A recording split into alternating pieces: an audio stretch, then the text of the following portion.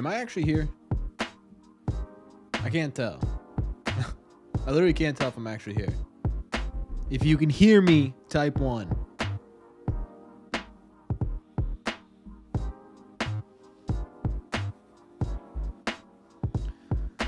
Oh, good. You guys can hear me. Restarting. What is going on, everybody? Welcome back to another Red Seat live stream. My name is Corbin. Thank you all for being here this evening.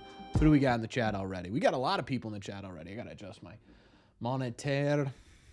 Mr. Money Mike Madness. Mike, I think you might have the record for the most first live stream chats in this chat's history. It's really impressive. Giga, what's going on? Bobby, how are you? Jack, what's going on? Wraith, More Yellow, Braden, Daniel, how are all of you? Harrison, what's going on? Perpetual Noise Machine. I love that name, by the way. I've said that before. I still like it. Mike, how you doing? Mike Medeiros. I hope I said that right. I'm sorry. Braden, how are you? Mike Dorsey, how you doing? Miguel, how are you? Prime Dave, what's up, King? I'm hanging in there, man. How you doing? Matthew, what's going on? Daryl, how are you? We got a lot of Matts, Mikes, and Matthews in the chat tonight. You notice that? Shane, how you doing? What's up, my friends? What is up? What is up? What is up? Spring training. Spring training. You going to any games? We'll keep an eye out for you, Todd. First live ever. Welcome in, Bobby. What's up, Speed Racer? What's up, Speed Racer? So, I got a lot of fluff on this shoulder, huh? Got a lot of fluff on this shoulder. I haven't worn this shirt in like 6 months. I found it. I literally found it the other day. And I was like, oh my God, I totally forgot about this t-shirt. So I threw it on tonight.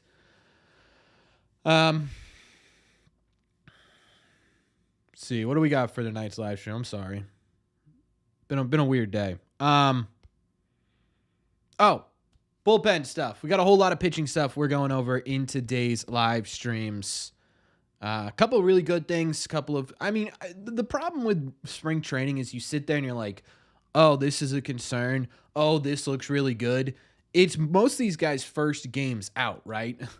Like, it's tough for us to truly pull out the entirety of, oh my God, this is what they're going to be in just one outing. But there are some absolute positives that we need to talk about for sure.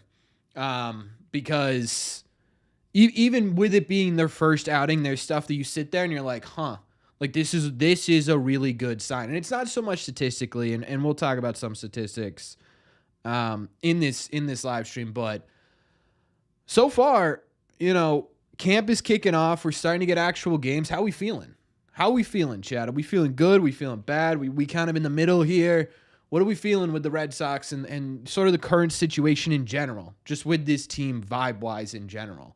Because to be honest with you, I'm pretty hyped up about it. What's Cutter's condition? Still kind of iffy. I will say, Brian Bayo kind of update. We talked about his strength test and whether or not he'd be able to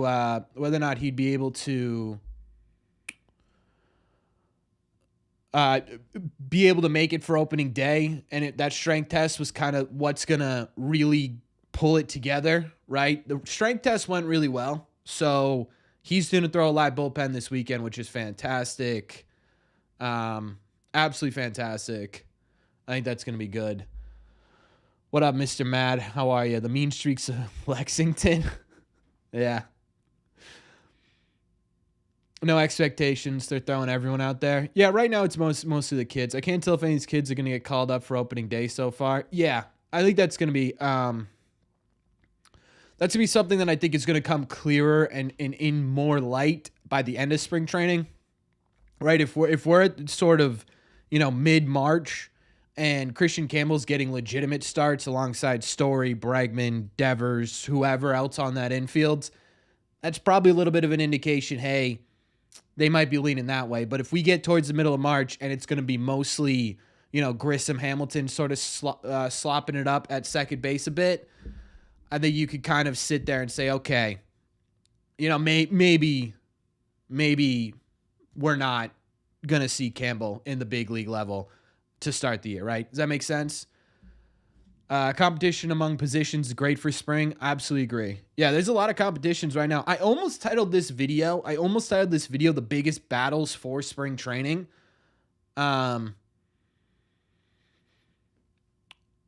But I think we've kind of already covered it a little bit, so I don't know if I'm going to keep doing it. What's up, Bob Dylan? If you guys want that, I'll make it in my video tomorrow. I was going to do a Masa update and sort of what that means for the overall team because that's kind of interesting. But if you guys would rather me talk about battles of spring training, maybe I can do that instead. Generally good so far. Loved watching Crochet's walk off the mound the other day. Yeah, that was a nice swagger walk. I love those. Don't care if they win or lose in spring training, just as long as they're putting in work and get ready for opening day. Yeah, it doesn't matter. Robbie, how are you? Spring training is Trevor's Story. Hey, Trevor's Story made it last year. Conditioning? Nah, Mike, I don't think it's much of a conditioning issue with Bayo. I think it's just pitchers in general right now are just getting hurt more than the average bear. You know what I mean? Like, it's just all these pitchers. It's across Major League Baseball. There's a pitcher on every team that's delayed in some capacity. What's your question, AJ? What's up, vaping? Call the A's to trade for Miller to round out the bullpen. What do we think? It would take a lot, I think. A lot to get him. And I don't know if the Red Sox are going to be willing to do that with the team they have right now. Yeah, so I've been trying to watch some college baseball games a little bit. Thoughts on the conspiracy theory that Verdugo was the reason the Yankees changed their facial? Yeah, man, that was... Ugh. He did not look good without facial hair. So I honestly, there might be something to it. Made a $50 bet with my friend that the Red Sox will be better than the Padres at the end of the season. Do you think I'm losing my money? No.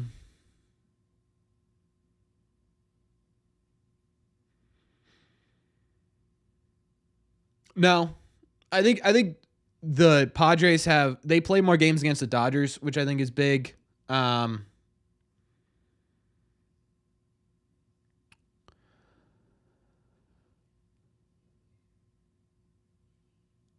Yeah, is it just record-wise? If we make the playoffs, win or lose, does Bregman opt in? What's your take? I don't know if it's so much playoffs that is going to determine whether or not Bregman stays next year, and more so what his performance is. It's going to take a really, really big performance for him to opt out of $40 million a year. What's up, Evan? $40 million a year is a lot of money. If the Red Sox say they go 85 and they miss the playoffs by a game, right? But Bregman has like a 150 OPS plus, and he wins another Gold Glove somewhere on the infield, right? Maybe third base, maybe second base, wherever it is. Then he opts out. If he just has a regular year, I think we're probably going to see him at least next year, right? Because it's going to be tough to give up 2 years, $80 million for like a 4-year, $120 million deal. You know what I mean? The year after that, his third year, I think, in my opinion, is he's probably going to opt out conversation, right? Because then it's 1 year, $40 million, or let's say 3 years, $90 million. You're probably taking, at that point, the security to finish out your career type conversation. So I think, I think the Bregman conversation is one that we're going to have next year. Guerrero looks like a future closer. Yeah, we're going to be talking about him, Hendricks, Chapman. I had a couple other names written down. Hunter Dobbins, we're going to be talking about a bit. Quinn Priester, we're going to be talking about a bit. So we're talking through a couple of guys here. And kind of what it means in terms of the Red Sox outlook on 25. Because I do think right now we're seeing the beginnings of probably, in my opinion, the most intense battle we're going to see this spring training. What's your opinion on the best and worst part of the team? Best part of the team? I mean, I'm between the rotation and the lineup. I suppose I'll go. I suppose I'll go lineup just because I think there's more variation in what the rotation could look like. A $20 super chat from Todd. A $20 super chat. My God, Todd, thank you so much. Thank you so much. I really appreciate that. Beginning of the live stream, he's kicking it off with a bang. Can we get some likes on that message for Todd's unbelievable generosity for this stream? Really, really appreciate it. He says, as of now, keep your eye on Nate Eaton. He's raising eyebrows. They're going to be playing him more. They will be playing him more for sure. And this is someone, we mentioned him in the offseason as a guy that was really interesting because he had an offer from I think it was 15 other teams on minor league deals. There were a lot of teams that wanted Nate Eaton in their organization. So the fact that the Red Sox got him, to me, there's something there that a lot of teams clearly saw that they could build on. He's unbelievably fast. He plays good defense. He's a depth piece. And you're right. We're going to see a lot of them this spring training. It's going to be fun, I think, to see some of these guys make some sort of name for himself. Like that guy, Ryan Fitzgerald. If you guys are sort of these freak baseball fans that watch every game of spring training, which I assume most of you guys are, considering you're in a Red Sox live stream, listen to me blab on February 26th about the Red Sox, right? Have a good day, Shane. These guys kind of come out of nowhere and make a name for themselves. And I think you're right. Nate Eaton could be one of those guys where we have a conversation about him at the end of the year. Maybe not so much as whether or not he's going to crack the roster, but maybe more so of wow, is this a guy we see, in that Jamie Westbrook role that we talk about all the time this year? And can he be equivalent to something better? So yeah, Nate Eaton, absolutely fantastic. Again, thank you very much for your donation. I really, really appreciate it. There's this new thing called goals on YouTube. They're making me set one up. So if we do get 10 super chats, apparently I got to dance on live stream. We'll see. Mr. Prodigy, how are you? Victor, what's going on? Did I see the ESPN story on Anthony, Meyer, and Campbell? It was decent for ESPN. Yeah. Jeff Passan puts out good stuff all the time. But that was a really, really insightful stuff. It was mostly centered around Christian Campbell, but listening to sort of how they were able to, and it's not just those three, it's the overall pitch, it's the overall hitting approach the Red Sox have right now. That's changing totally. And I think that's sort of the bigger takeaway from the article, in my opinion. It was really well done. Do you get to pick the dance? Yeah, you guys if we get to 10 super chats, yeah, you guys can pick the dance, I suppose. What's up, Kevin? Love watching spring training games. They are kind of fun to watch. I hate the fact that I pay for Nest and 360, but they don't broadcast every spring training game. Could someone make that make sense, please? Why? Give me a discounted price or something. Honestly, Whitlock would be a sick closer if he could stay healthy. Yeah, he would be. He would absolutely be. I think they're going to use him this year as more of a versatility way. Speaking of versatility, I feel like we haven't seen him in a little bit. Tyler McDonough in a Jamie Westbrook role would be interesting. Yeah, he would be. He would be. A foxtrot with a rally cat. Predict how the Red Sox Dodgers World Series plays out. Give me Sox in 6. I think they get to the bullpen. Not only is he here, ladies and gentlemen, not only is versatility here, he is celebrating 2 full years as a subscriber to this channel. Good, some claps in the chat. That is incredible. Remember when we thought Houck was a good closer option? He still kind of is, right? He's just a better relief arm. You know what I mean? What's your feeling on Dylan Cretin from San Diego for either Big Willie or even Massa? Roman Anthony, don't even put him on the table. Don't even put him on the table. Not worth it. Not worth it. I'm gonna take a sip of water. Give me a second. I figured we chat for a little bit and then we'll get into the spring training pitching news.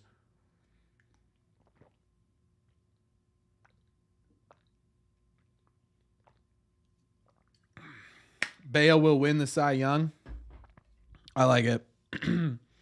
Bayo out pitches Crochet and Houck. I would be so psyched. We'd be the Red Sox would be such a good spot. Oh my God. Imagine if your second best pitcher was Garrett Crochet. That's crazy. Do I like Massa? Yeah, I do like Massa. I think he's a productive player. Does Rafaela get MVP votes? If Rafaela can figure out his chase rate, I think we're in there. Prodigy.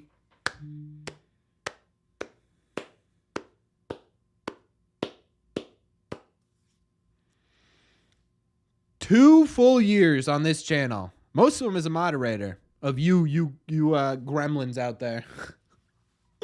Can we get some claps in the chat for Prodigy being here for 2 years as well. That's really, really, really impressive. I got the Sox in 4 against the Dodgers. Who are the biggest surprises this year in spring training so far? I mean, it's only been 3 games, right? If you don't count the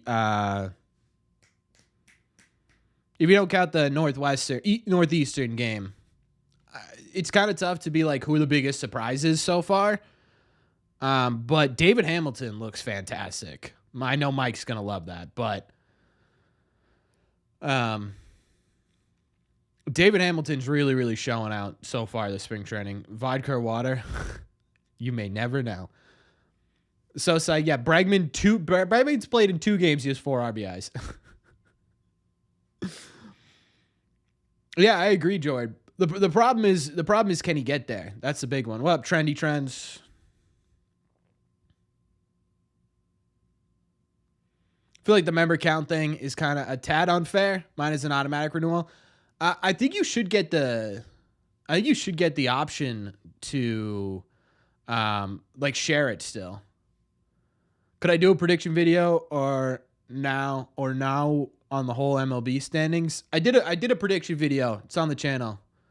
Salty has been here for a very long time. That is true. Salty, I appreciate you, man. That's 3 years. If you were one of the first 20 subs, that's 3 years. Fenway Red changed his name from Trendy Trends. What's going on? When's Devers going to play a game? Next year. Bregman for MVP. Anthony for Rookie of the Year. Bayo Cy Young. The clean sweep. Yeah, Chapman hit 101 on a sinker. Okay. All right. Let's just talk about it. Let's talk about it. A lot of great pitching news coming out early. Look, the results, whatever, right? The results to me don't matter at this point in spring training. Towards the end of spring training, they'll matter a bit more because you'll start to face legitimate big leaguers. Not loving how Casetts does not have a single hit so far. Let me pause. Tristan Casetts does not have a single hit so far, but you know what he does have? And once again, we sit here and we're 3 games into spring training, right? So being like, guys, he doesn't have a hit in 3 games, Cook season, to me is a little rough. However, what I will say is that of those hits that were not hits, 2 of them were over 400 feet. 2 of them were over 400 feet. Today, 417 feet. Last Friday was 415 feet. I think we're fine. You know what I mean? Like, I think those will land eventually, right? I'm not too worried about it.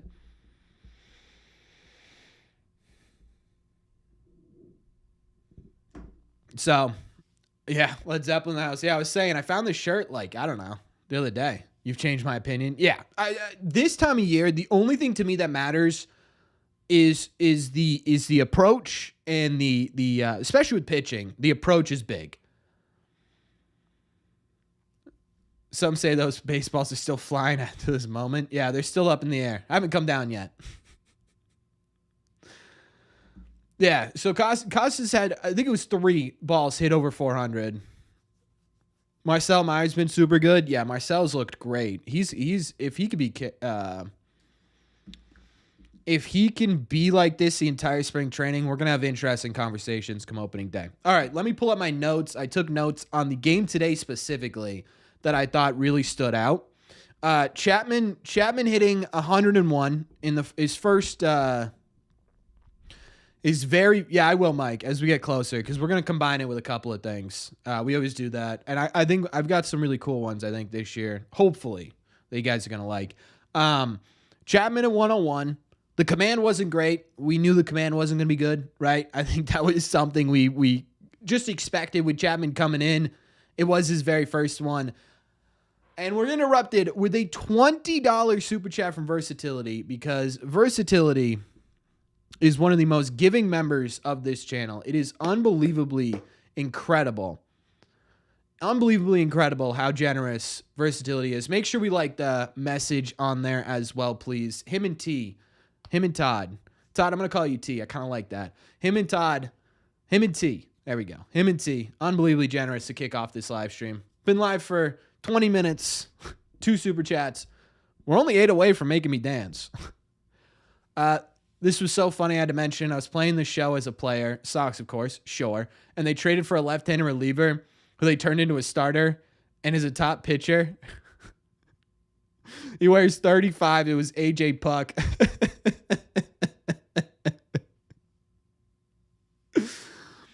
AJ Puck, the next Red Sox great, wearing number 35. That's incredible. Oh my God. MLB The Show. I hope this year they really like fix their trades. You know what I mean? Because it's just so real. It's so unrealistic. It's so unrealistic. Man, I put this goal out there because YouTube was like, you should make a goal. And they keep saying that every time I do a live stream. I was like, there's no way. There's no way we hit a goal of 10 super chats because I don't want to dance. So I put that out there. And we're already at 2. And it's been 20 minutes. And we still have like an hour and 40 of this live stream. So please, God, stop donating. Yeah, he was a dominant college starter. That's fair. Thanks again, Versatility. I appreciate you. They're fixing player values in franchise? Good, they should. Yeah, I saw your tweet, Harrison. What's up, man? That was pretty funny. Okay. Back to our sort of roundup of things that stood out to me.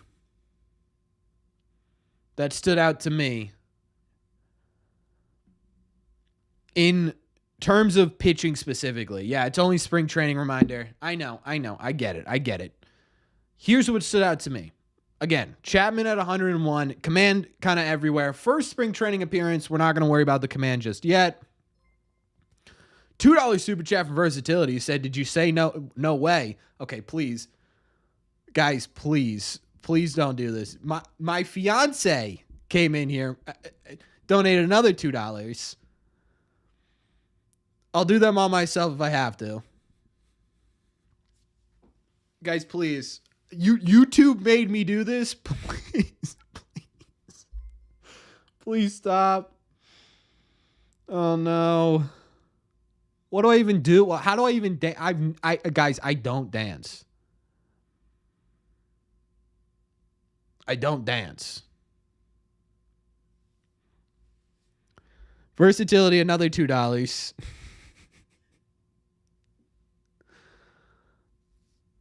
I mean, I really appreciate it, but guys, please, we're already halfway to our goal, and it's 20 minutes into our live stream. Please. Stop. Versatility, I'm begging. I'm begging you. Don't do this to me. Don't do this to me. I knew it. You know, I've been avoiding it. Oh my God.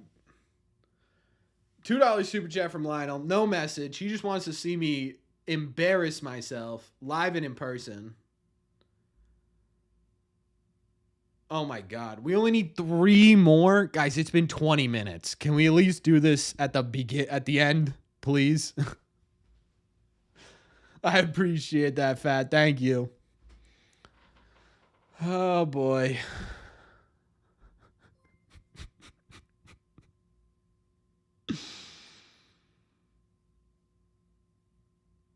Yeah, I might need to spike that water. $2, guys. We need one more super chat. You're killing me. Oh my God.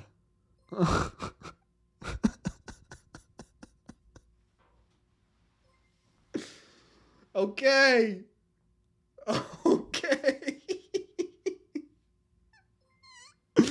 Robbie, my moderators are in here. Guys, are we serious? Are we serious? Oh my God. Are we serious, guys? Do the truffle shuffle. I don't even know. What dance do I do? Now I need to figure out what dance. Now I need to figure out what dance. Do we at least get like a woo, we reached our goal thing? I can't share it. It just tells me to start another goal. All right. I'm seeing the griddy a lot. Guys, I can't do the floss torque. Twerking's off because I don't want to get DMAC'd or whatever. Run a poll. How do I even run a poll? All right. Give me some options here. Give me some options and I'll do it. So the griddy's one of them. The worm, brother, I've never done the worm. One of the donations from Eric said the Carlton. So we'll throw the Carlton in there. Oh, God. Okay. All right. Hold on. I don't know how to get sturdy. So.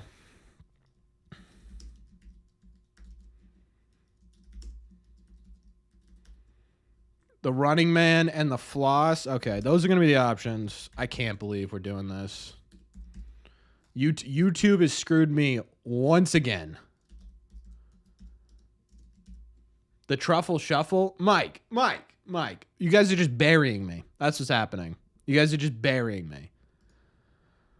All right. I put the poll out there. I don't know what the truffle shuffle is, so I can't do the truffle shuffle. You guys vote on it. Tell me what to do. Don't leave the cat hanging. Yeah, the cat would hurt me if I did the truffle shuffle. Thanks, Mike. I appreciate you. The running man is on there twice. Oh, I did the running man twice. Hold on. We're redoing the poll. Redoing it.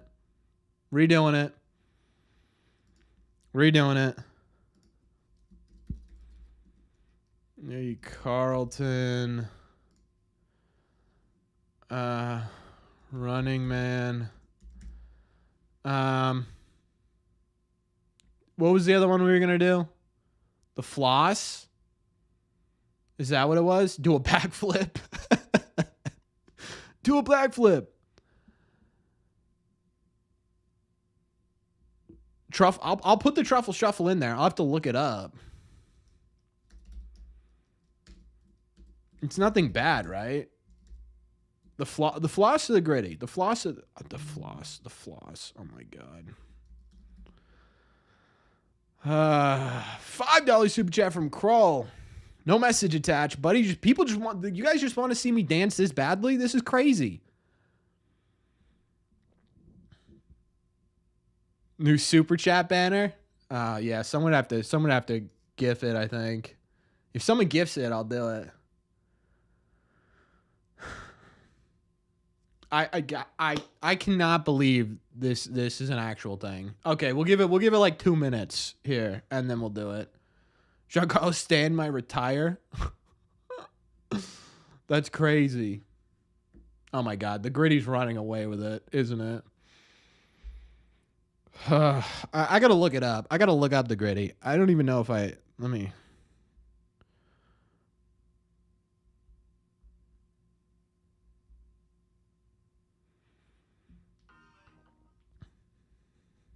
All right, I'm looking up. I'm looking up how to do the griddy. Heel taps, okay. Heel taps.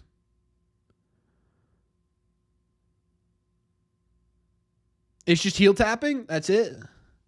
I can't do the music, unfortunately. Left to right heel tapping. Oh my God. And then you just swing your arms. I need to look it up because I don't dance. That's my point. I don't dance. Also, I'm in PJs. So this is making it so much worse. Oh my God. This is the worst day. This might be the worst stream of my life. Kroll came in here, $5 super chat. I didn't even get to say thank you. Thank you, Kroll. Make sure we like that as well. Yeah, YouTube was like, hey, set a goal. I go, okay, fine, I'll set a goal. No one's going to touch this goal. I won't even mention the goal. All of a sudden, we get the goal in 30 minutes. Okay, all right. I'm going to griddy. That's the answer to the question. I'm going to griddy. We're going to do it. We're going to get it over with. No one's going to make fun of my pants. And then we're going to move on. Okay? That's what we're going to do. We're going to very quickly. Yeah, versatility. I shouldn't have said anything. Then we're ball talking. The rest of the stream. Is it Red Sox pants? No, dude, it's Santa. Oh, man. It's Santa riding bulls. It's Santa riding bulls. Those are my pants. Again. I wasn't expecting to have to get up this stream. I'll be honest. Jeff Passan just tweeted it. Santa in February is crazy. I wasn't expecting anyone to see it. Fine. I'll stop stalling. I gotta move some things.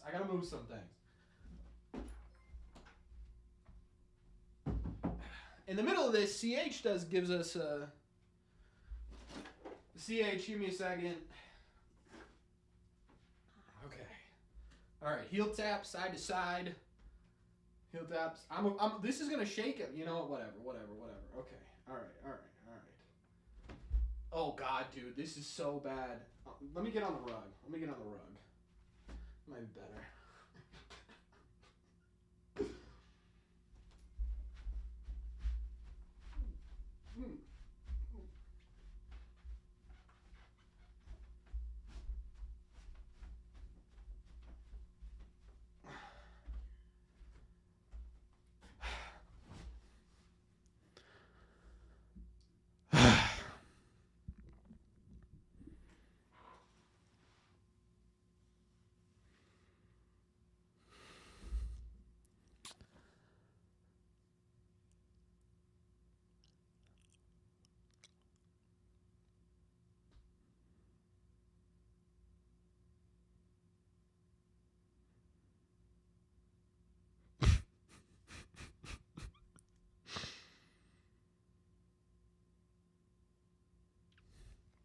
We're never doing goals again.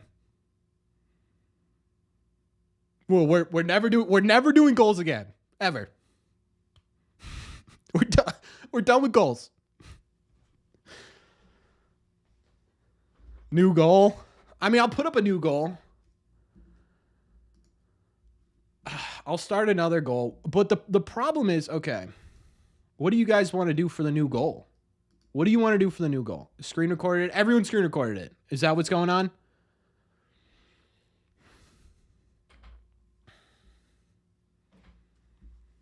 Fit check.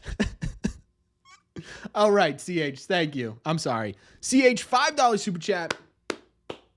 Make sure we get some likes on that one. It says, Yank fans got me banned from an AL East chat for reminding them the Dodgers who beat them with both hands tied by their backs. CH out here doing God's work. Unban E at 100 super chats. Expect me to eat something gross. Another $5 super chat from Kroll. He said, this season's going to be my first game at Fenway. Think it'll be a lot better than Tropicana Field. Make sure we like that as well. Appreciate it. Thank you so much. He says, this, I already read it. Yeah, congratulations, man. It is going to be a ton of fun. Maybe you'll be there when I'm there and we can say hi to each other. That'd be cool. If Costas homers first game of the year, you do it again? Deal. Drink hot sauce? All right. Yeah, that works. We're going to need to send you so many pairs of Christmas PJs. All right, my next goal is I drink hot sauce. Deal. We'll set the timer for the rest of the stream.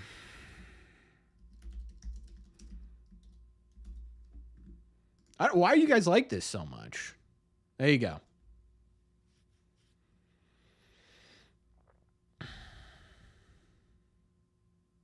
It cut out? Oh. What was I saying? Kroll. Yeah, man. Congratulations. I hope you enjoy it. What kind of hot sauce? I got some Tabasco, I think. They're crazed with power? I know. Recreate the scene from Flashdance? No. Am I going to dance? Yeah, I'll do a hot sauce dance if we get to that goal. Please don't. Can we not get to that goal, please?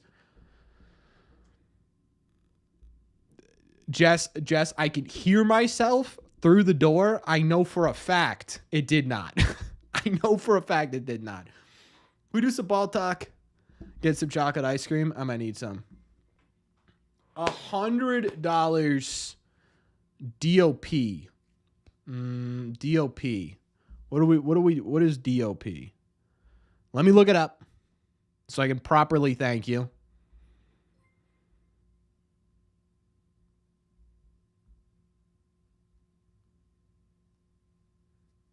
Dominican. Thank you so much from the Dominican. I appreciate you, man. I appreciate that. Thank you. Oh boy, guys, we're not doing goals again. This is the last goal. This is the last goal. Thick shot of hot sauce while griddying. What are we doing? Let's talk baseball, Corbin. I would love to. Our great Dominican friend's currency. Yeah, I didn't know that. So thank you so much, Daryl. I appreciate you. Dave, thank you. Versatility, I swear to God. I swear to God. I know, Liam. We're doing one more. And then that's it. Let's get back to baseball. So we got Chapman at 101. We broke that down. Liam Hendricks, to me, I think Jess should pour the hot sauce into my mouth. Whoa. No. Hot sauce parade. 2 minutes and we're already halfway there. Please stop. Versatility. I'm begging you, please stop. I bet you right now, Walker Buehler for comeback player of the year. I love that. Corbin looking bad. Yeah, dude, this is gonna put me in a chokehold, I think. Let's make a members only stream where you just do goals. Okay. Okay. All right. So while we wait for apparently me to take some hot sauce to the dome.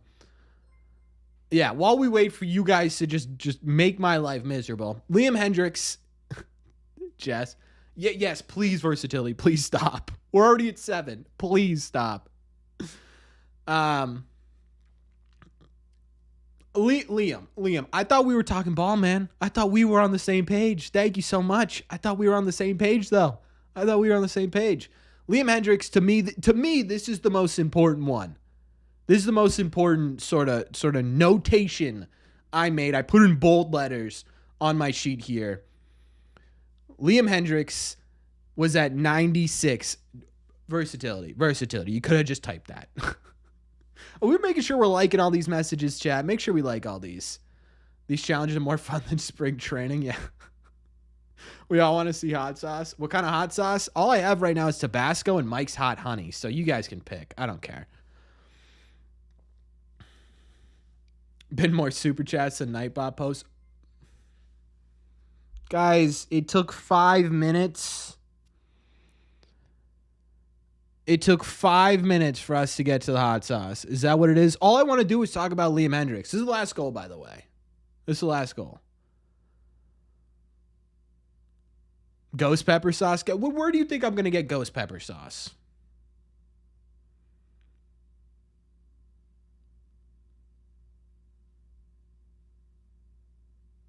I'm dead serious. We're never doing this again. Maybe we'll do it opening day. But outside of that, we're not doing this again. Open my inventory. Near Star Market. Didn't know your chat was full of sadists. Yeah, I guess not. My God. And World Series. Yeah, if there's a World Series parade, I will set a goal to do anything. Okay. All right. I will do this, and then can we talk baseball? Yes?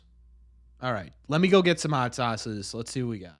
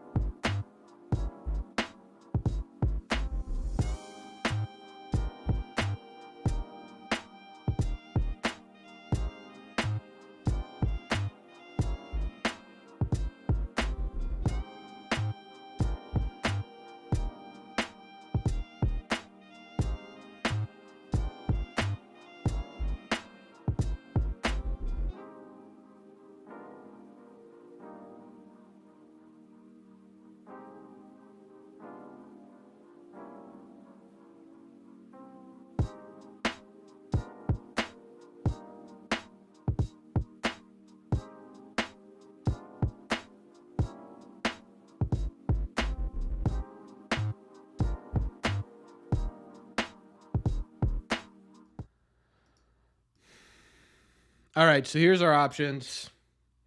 We got Tabasco. I'm doing a full spoon. I'm doing a full spoon's worth. Okay. We got Tabasco, Sriracha, which is mix them, guys. Mike's Hot Honey, and I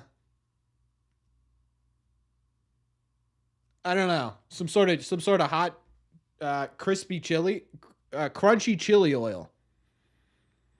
So yeah, it looks like mixing them's the option here, huh?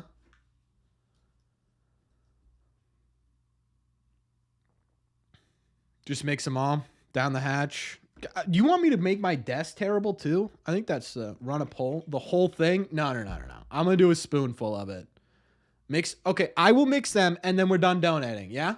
I will mix them and then we're done donating. Okay. All right. Start with... Oh, guys.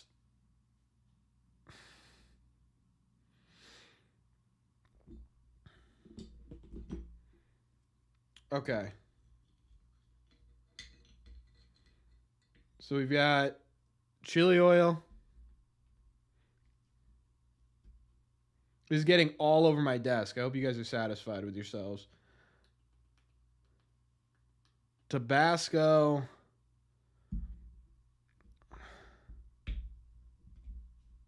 Hot honey. I wonder what this is going to taste like.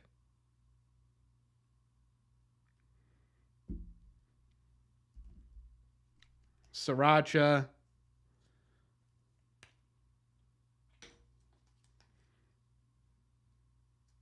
There's not a lot left of the sriracha. The sriracha is going to overpower the whole thing, I think. Okay.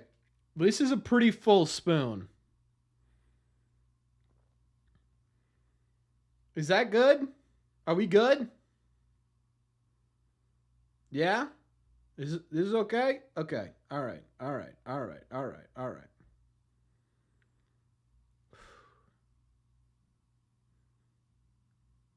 CH, give me a second. I need to mentally prepare for this.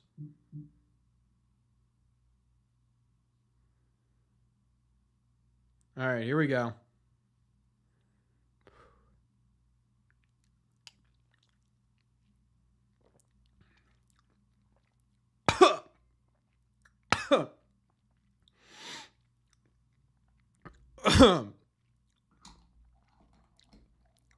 You know what?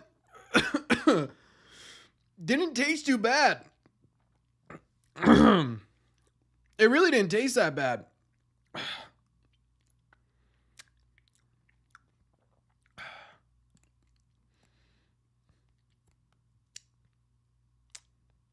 Well,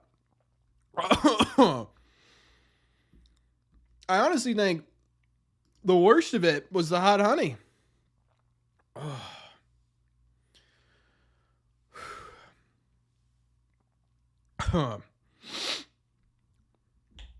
The alerts were blocking me. Is that true? I'm not doing it again.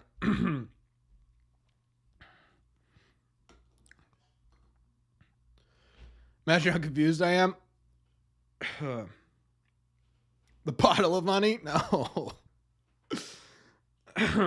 Okay. All right, I'm good.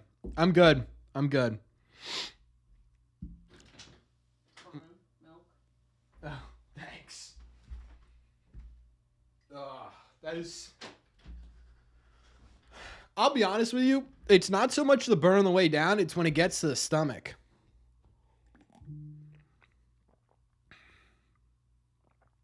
Honestly. Mike, I'm sorry you're confused. YouTube made me set goals. I said, you guys hit the goals twice. I've danced. And now I'm eating hot sauce.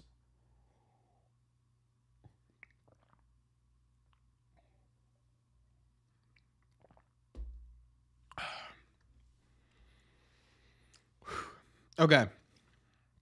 $10 super chat from Connor. First ever super chat Can we get some likes in the chat on Connor's message? He says, hey, thanks for being a good sport. How did Hendrick look today? Thank you. Thank you. Oh, guys, I'm in pain. I'm in pain. Skipped yours, Mike? I didn't mean to skip yours. Jess has to have some too. Jess. She's not going to do it. I'm not bad with spice. That's why I have all this spice. Jessica is terrible with spice. Don't forget your super chat. Guys, I'm waiting on Giancarlo Stanton to get thrown out at first base from right field. Oh, CH, if he does that, I'll be the happiest man on the planet. I missed Prodigy's message. Prodigy, where are you? Stop. Yeah, I stopped. Okay.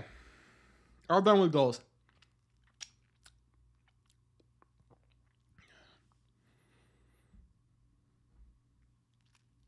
Just making sure I got every last bit of it. She said higher goals each stream. Next stream, I'll do an entire spoonful of the chili, which was spicy, and the Mike's Hot Honey for like 20 super chats. We'll just keep increasing it until I'm eating like a ghost pepper or something. All right, Ruiz. What are your questions? Okay. Let's get back to Hendricks. Oh. Let's get back to Hendricks. Okay, so the big thing, in my opinion, Carolina Reaper chilies. I will do a Carolina Reaper chili if someone donates $500. Big thing, big takeaway in terms of pitching news, now that we're 45 minutes into stream, thank you, chat, was Liam Hendricks at 96. Liam Hendricks at 96 miles an hour. The most recent report we had gotten was he was sitting 93, 94, which was okay, right? Which was fine, whatever. But him being at 96 miles an hour is huge. When he was effective and one of the better pitchers in Major League Baseball in closing games, he was sitting 97, 98 miles an hour. The fact that he's at 96 in his very first spring training outing is massive. Massive, right? It's huge. What it indicates to me is that not only is he healthy, he's in full form already. That's really big. Now, there wasn't a ton of swing and miss. I think he got one strikeout. There was a hit. He worked around it. He's good. Anthony gifting a membership to Joe. Thank you so much, Anthony. Give it some claps to the chat. Did I say massive? You know what else massive? But that's big, right? Because if he can get out of spring training sitting 97-ish, right? Which is probable or possible, I should say, because it was, again, his very first outing of spring training. If he can get up to 97, 98 coming out of spring training, in my opinion, there's no question who the closer on this team is. And that's a very, very good thing. That is a very, very good thing. So for Liam Hendricks to be at 96, in my opinion, was the biggest news out of all of sort of the first takeaways from Red Sox spring training. Chapman hitting 107. Where was this? I've seen that twice. Where has Hendricks hit 107? He didn't hit it during the game, right? Outside of that, we've got Hunter Dobbins. He looked fantastic. Yes, he gave up that massive home run. But at the same time, too, I keep smelling the sriracha. Sorry, give me a second. At the same time, too, he was hitting close to 99. It was 97.8. That was fantastic to see. He was missing bats, which was great. So Hunter Dobbins, in my opinion, looked really good in his first sort of appearance in and we talked about Hunter Dobbins a lot, right? We've talked about Hunter Dobbins quite a few times on this channel. In my opinion, what we're looking at with Hunter Dobbins is the idea that he could end up being the long reliever that the Red Sox need. That would be fantastic. What is Hendricks' secondary pitch? Changeup or a splitter. It's one of the two. He also has a slider, and he was messing around with a cutter today as well, which is kind of interesting. I don't know if that's really going to be something he brings into the regular season, but it was something he was throwing there. He said he's normally 2 miles an hour faster when he's in games, so Hendricks was hoping to be 93 plus in the spring. The fact that he's at 96 already is a really, really good sign. Greg Weiser got in the game today. He was sitting 96. Greg Weiser 95, 96 on his fastball. Weiser was really good to end the regular season. I think he's again one of those guys who I think is going to be fighting for a spot in this bullpen. To have him come out and look like that, that's fantastic. It just sort of adds to that bullpen competition that we've been talking about for a long time, right? The longer spring training goes on, I think the more guys are going to be like, wow, this is going to look really good.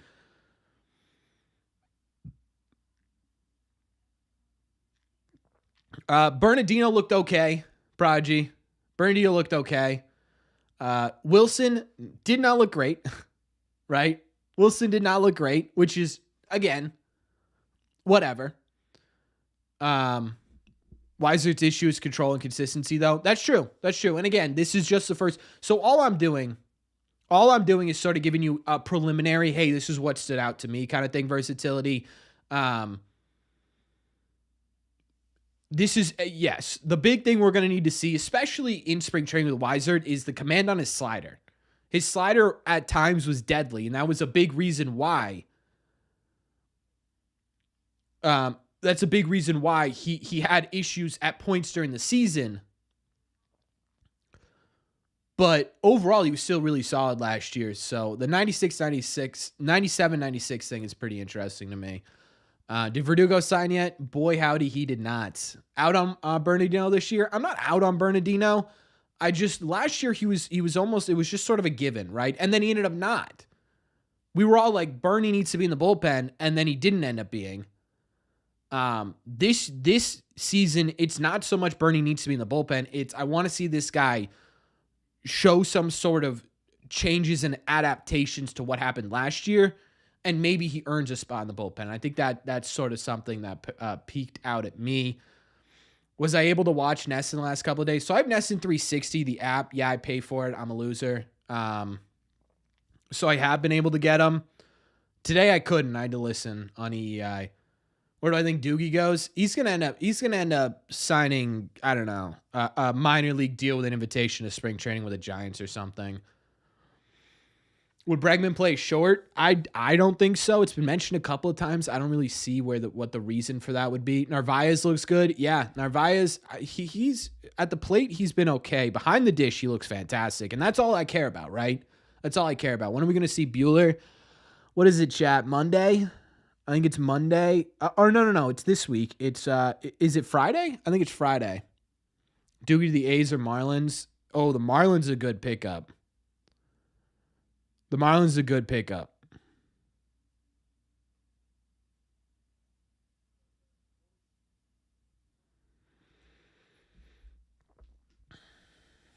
What's up, Steven? Welcome in. Would I trade Yoshida? So I think we're going to talk about Yoshida kind of in depth in tomorrow's video.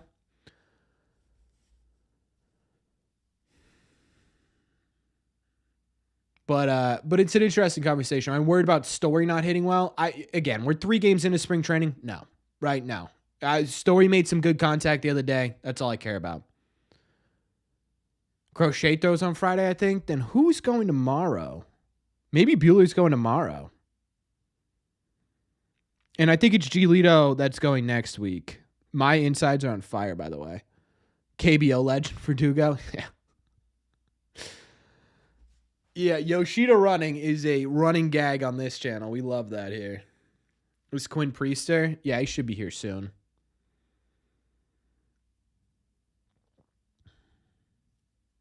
Buehler's Sunday?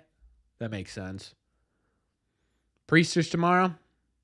Okay, so Priester was the other name I wanted to bring up. He looked pretty good in his start as well. We haven't talked about him too much. We've talked about him in terms of like what could end up being the fit here. I still think with the injuries they've been having, I think the rotation's not out of the question, to be honest with you. But he was sitting 96, 97, not a ton of swing and miss. But again, it's not something I'm crazy worried about right now. Like, I'm not worried about the results. I'm worried about the approach. Does that make sense? Like, spring training to me, we talked about it in the Bregman stuff, right? Bregman could hit 1,000 the entire spring training and come into the regular season and hit 100. Right? But it's all about the approach. And I think in terms of the approach with Priester, it looks a lot better. I hope so. What's the poll for, Corbin? It's a long story, Steven. I'm sure you'll see it somewhere. Crochet versus Lizardo on Friday. Ooh. What's my opinion on the Devers comments? I got a full video on my channel right now breaking down the latest Devers comments. Spring training is don't get hurt. Yeah, true. True. Narvaez looks good. That's what I wanted to look up. I wanted to look up Narvaez and see sort of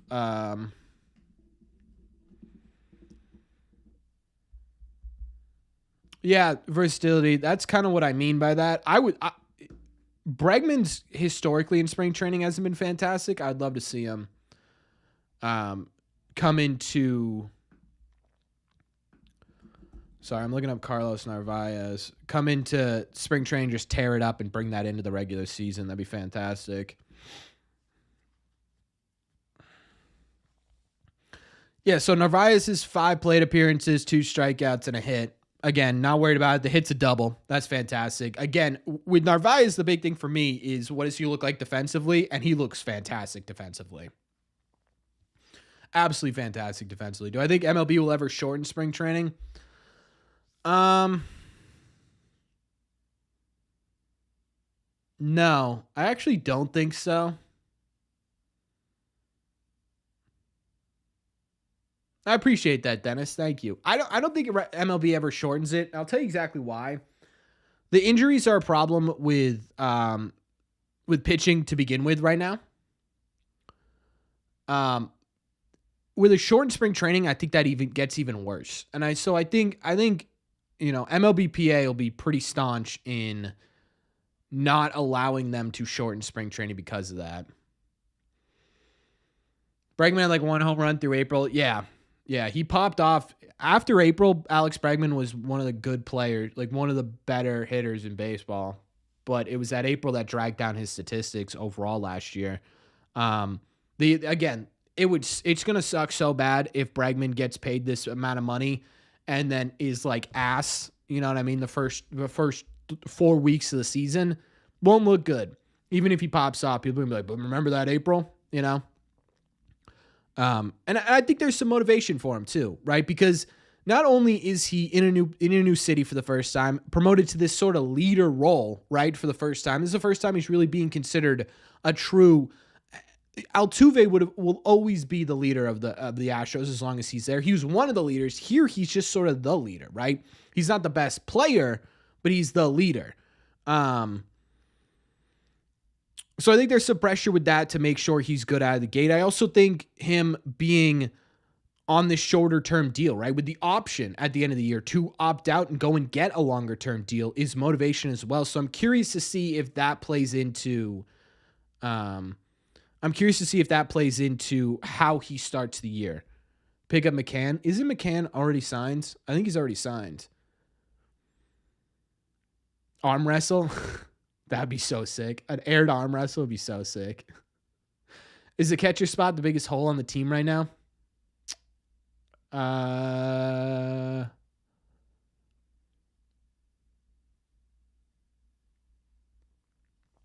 Is catcher the biggest hole on the team? The weird thing is it's probably the biggest. It probably is. It probably is in terms of either starting catcher or just like performance. What's the performance going to look like? But it's weird to say that because we have a significant starting catcher, right? Like there's a guy who I think we all understand is going to be the starting catcher for the Red Sox this year. And what's weird is that with Wong, the metrics don't look good. But he gets results at the plate. It's behind the plate that's the issue, right? If he had the offensive season he had last year with an average defensive season, I think we'd be sitting here saying he's a top 15 catcher in the game because catching's kind of a weird position in baseball, right? But if he was average at the plate and above average if he was average behind the plate and above average in the batter's box, I think he's a legitimate good catcher. And so the idea here is, can you get him closer to that average range? And I think he's athletic enough to get there. I just don't know if he does. I don't care about catcher defense. I'll tell you right now, you should, right? If anything, you should care way more about catching defense than you do catching offense. I'll tell you that right now. If I had the option of a catcher with the best defense in the league, but he was going to be 30% below average at the plate, or a catcher that was well below average, but he's going to be 20% better than the average catcher in the league at the plate, I'm taking the bad offense, good defense every single time, not even a question. And I'll tell you exactly why negative.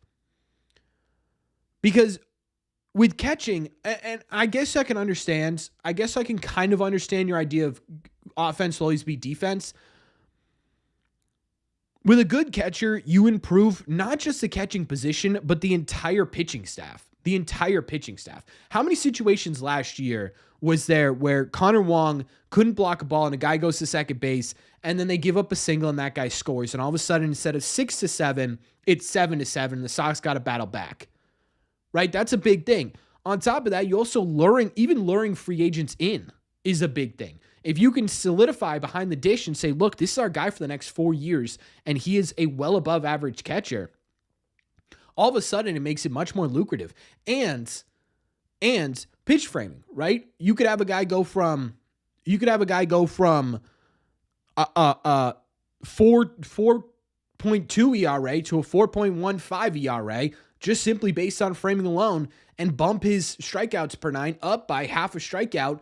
And all of a sudden, that's a huge difference in terms of how it affects the regular season.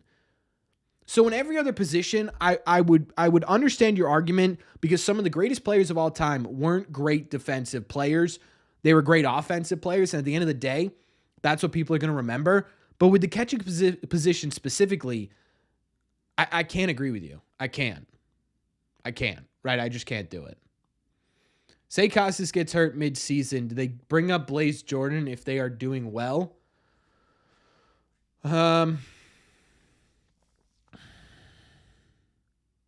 Honestly, maybe, Aaron. I don't know. I don't know what they do if Casetts gets hurt mid-season. What I do know is on the broadcast today, they were saying that Romy's getting a lot of Romy's going to be getting a lot of time at DH. He's working through some things. It was tightness in his calf, I think it was. But he's going to be getting a lot of work at first base, apparently.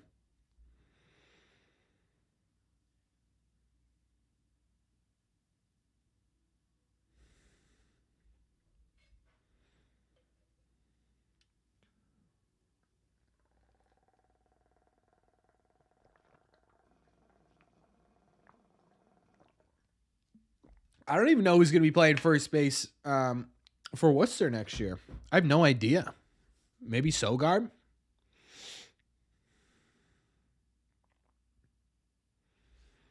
Me? I do have my first baseman's glove in here. Put me in, coach. I'm ready to play.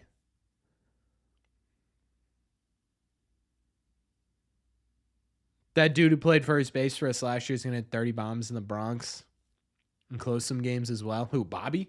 Bobby Dahlbeck? Sogard's at third base. Maybe. I could see them putting Marcelo at third base, get a lot of reps there. Bring up Mikey pretty quickly. Benelis wasn't, God, you guys really messed up my stomach. Alex Benelis. I mean, he did get some time in Worcester at the end of the year. That's probably the answer, to be honest with you. Oh, you were talking about Dom Smith, Mark. I was like, who? Hickey. Yeah, Nathan Hickey's a good one. It's probably either Benelis or Hickey.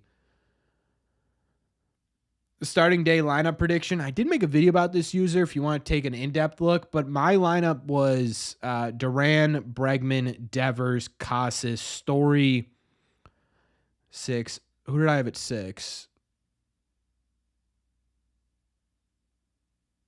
Who did I have at 6, chat?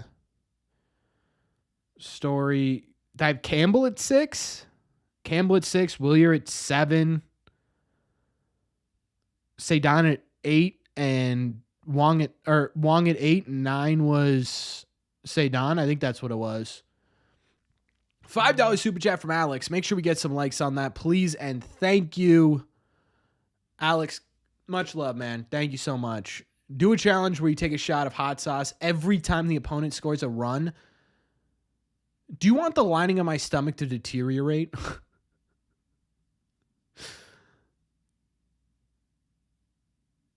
Do you want that to happen?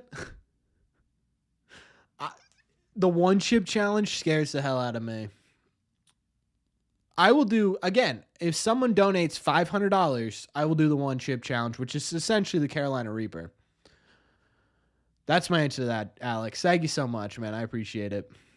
Would I trade Devers for Mike Trout? Not even remotely a possibility. Absolutely not. I'd throw up.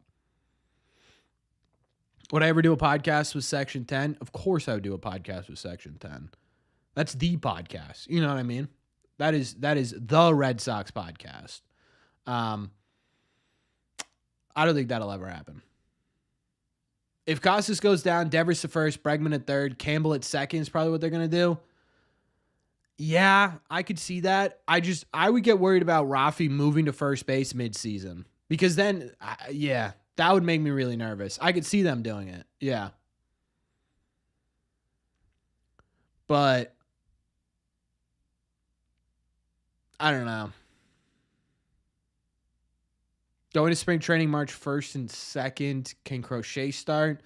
Apparently, according to chat, Crochet is throwing Friday, which is the 28th. So, no, unfortunately. What's the dumbest proposed Devers trade I've seen this week? The dumbest proposed Devers trade I've seen is from Bleacher Report, which was to the Dodgers for, let me pull it up actually because it is unbelievably dumb.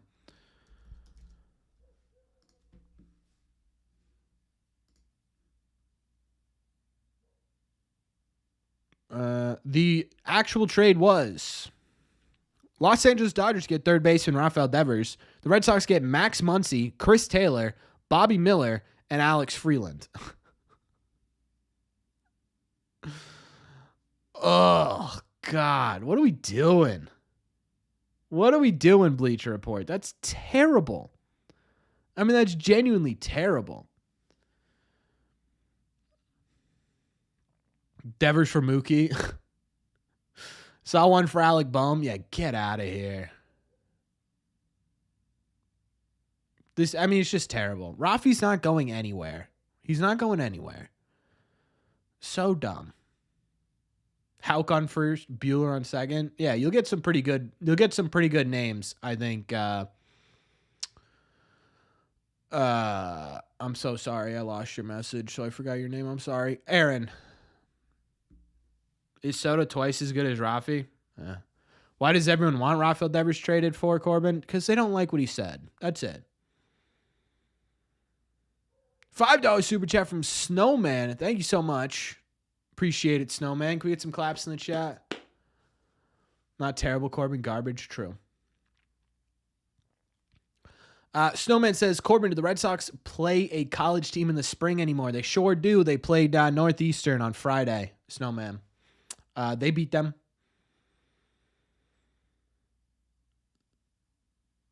Do we get Shohei if we trade Breslow for Friedman? I like what Breslow's done. I gotta do a grading the Red Sox offseason video, which would be interesting because I kind of want to wait until closer to opening day because there could be extensions and stuff that could change your mind. You know what I mean? Like if they extend, I don't know, obviously Crochet, but like a Roman Anthony or a Hauk or something, it obviously changes the grade a bit. So I think I'm going to wait until doing a prediction video, but right now it's pretty good.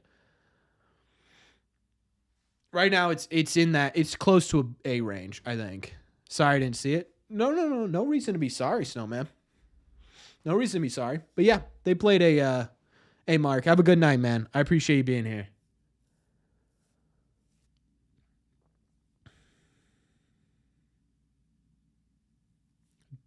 Do I see the Red Sox going after a minor league catcher with a surplus of talent? Potentially. I think it depends on, what the major league team does, right? If the major league team has clear holes and they've got guys there, I don't think so. If they don't have, excuse me, if they don't have clear holes, I could see it. I could see it. Yeah, Marcelo Meyer to me is all of a sudden my underrated prospect, which is crazy. Any under the radar extensions I think might happen? I feel like Houck's kind of an underrated one.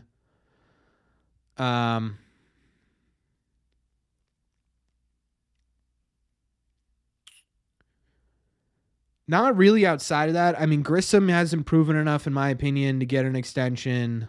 There's not really anyone in the bullpen that I'd be like, boy, we got to extend that guy. Maybe Slayton, but I don't really think so.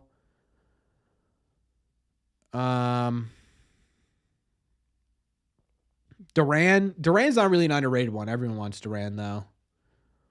Casas is an underrated one, though. Let's pretend we could trade two of the big three prospects and some other pieces for Tatis. Okay. Which of Roman, Campbell, and Meyer would I keep? Oh, I'm sorry. It's a hot sauce. I'm assuming Campbell. Dude, I think it's Roman. I think I'm holding on to Roman. I think that's the answer. As much as I love Campbell and Meyer, the answer I think has to be Roman.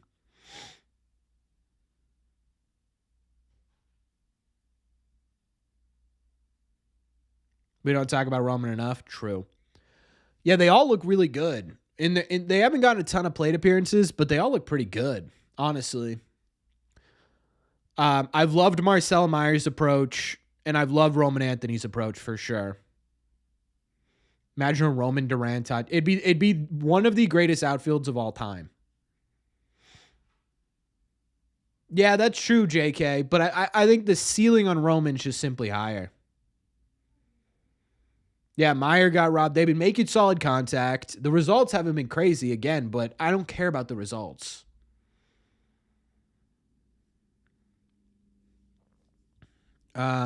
So in spring training, do the minor league players play against minor leaguers, or do they have to be called up to big league camp? Well, it kind of depends. There's a lot of minor league pitchers that pitch during spring training, so a lot of these guys, especially like Roman, Marcelo, right now they're playing mostly minor league pitchers. But they do have to be called up to big league camp. Yeah. They could be sort of subbed in once in a while, but to get like every day at bats against major league players, you guys do me the death of me. Every time I burp, it's hell. I'm a Celtics fan by trade, yeah. I don't watch religiously every game, but I do like the Celtics. In your professional opinion, I'm not a professional. Do I think Roman Anthony is a bigger star than May? Who's May, Bobby? Oh, Meyer. I really like Marcelo Meyer. I mean, the answer is yes, but yeah. I really like Marcelo Meyer. Honestly, it's been so awesome to see some of the starters come in and then getting subbed out for the kids in the past. I know that has been kind of fun, Ice Cream. Like normally in the past, you get to like the 8th inning and you've got like last year you had Jamie Westbrook and Ryan Fitzgerald and stuff. This year it's like, okay, Trevor Story's coming out for Marcelo Meyer, Duran's coming out for Roman Anthony, and Grissom's coming out for Christian Campbell. It's like, okay, all right, well, here's the second game. You know what I mean?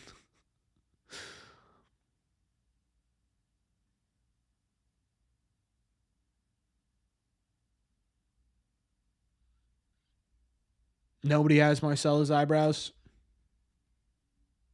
Hello? Do you think we should trade Story to make room for Marcelo? Not yet. Definitely not yet. Who's the pitcher and hitter you've been most impressed with so far? Mine's Meyer and Wyatt Mills. I've said it before. The hitter right now for me is David Hamilton. He's looked really, really good at the plate. He's looked solid defensively too, which I think is interesting. Pitching wise, Wyatt Mills is a good choice. Who was that Northeastern kid that like struck out the side in the first inning? That guy impressed me, but that's not the point. Hunter Dobbins, I think, is the name. I wasn't expecting him. Guerrero's a fantastic one. Guerrero's a fantastic one. He struck out what? 6 guys in 2 innings? It's ridiculous. Wyatt Mills, literally John Schreiber. Yeah, they're very similar. Rafael is a good hitting stretch away from being an all-star. It'd have to be a consistent stretch. Who was the most electric player last year, and why was it Pablo Reyes? The only answer there is Duran. One all-time player who you would add to this team to go on a run for the World Series.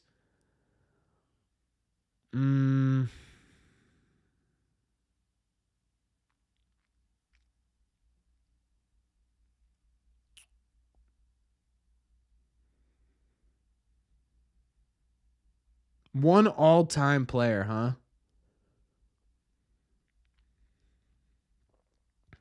Prime Pedro or Roger Clemens, maybe. Honestly, Prime Papelbon would kind of be huge, or like Prime Koji would be kind of huge too. You know, like one of the all-time closers. I mean, yeah, the obvious answer is you fit David Ortiz into this somehow, but like if we're specifically looking at what the Red Sox need at this exact moment, Papelbon might be the answer. Like prime Papelbon, you throw that into a bullpen? I don't know, man. Ted, yeah. I mean, yeah, right, again, with the Mount Rushmore of Red Sox players, yeah. Mauer. Yeah, I thought he meant like Red Sox player. If we're opening it up to everybody, Yadier Molina, Buster Posey, Pudge, Carlton Fisk would be a good choice actually right now. Prime Tech. That's who I think. That's who I think the answer is. That's a great point. You put prime Jason Varitek with this rotation, right? Prime Fisk would be incredible too. One of those guys would be the answer.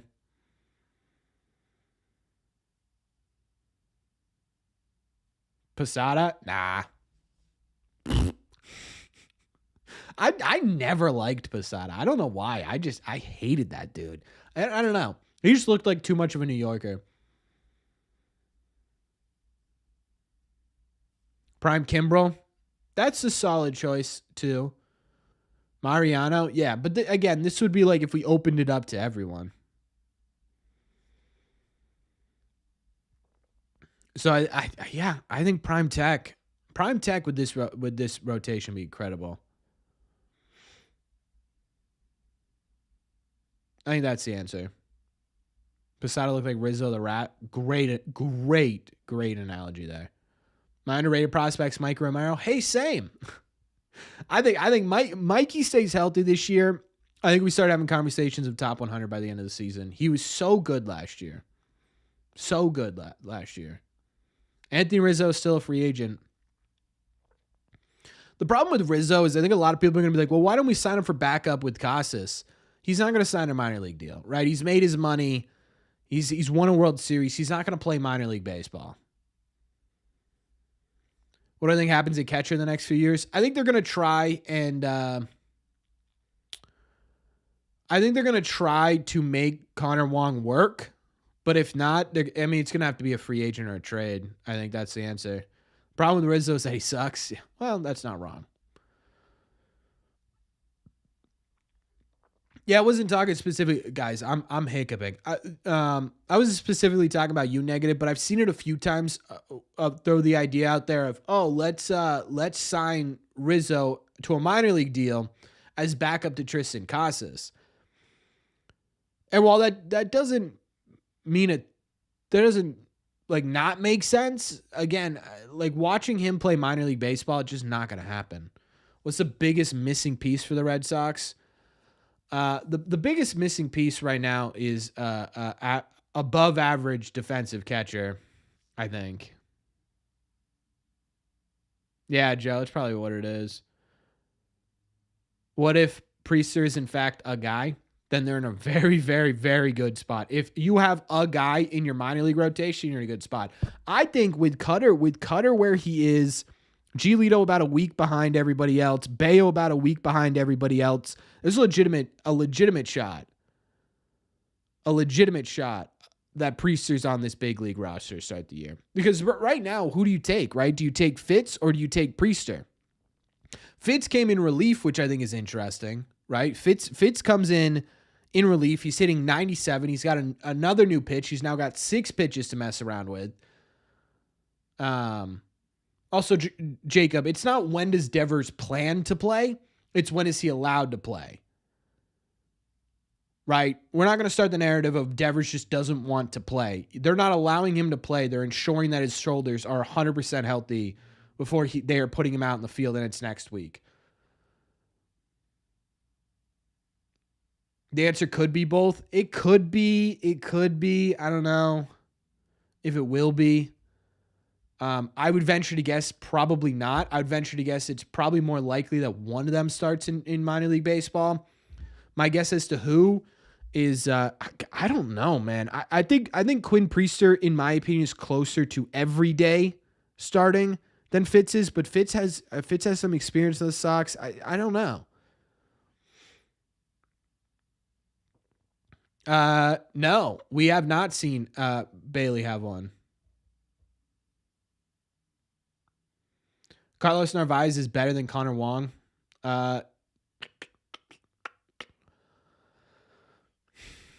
Narvaez defensively is. I don't think that's much of a conversation. I think it's what can Narvaez give you offensively? Because if Narvaez can be a league average bat, he's your starting catcher, I think. Remember Quinn Priester pitched game 162 and looked great? Yeah, he did. And I think, again, you go back to Priester with up to velocity could be a different animal. He really could be, right? That's why he was a top 100 prospect in minor league baseball for so long. It was because of the fact that his potential was always a consistent 96, 97 with a ton of different moving pitches. And that was going to be really difficult to hit. So I do think it's possible these guys get out there. All right, Lionel. Hey, thanks again for your donation. Thank you for being here tonight. I appreciate you.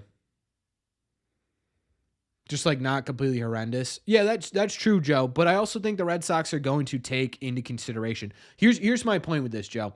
If they can get Connor Wong to a above, around, or slightly below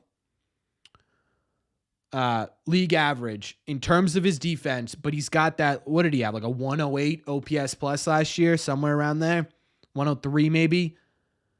They're going to value that. And so I wonder for Narvaez to be able to be the starting catcher for the Red Sox if he has to get close to that offensive value. That's my point.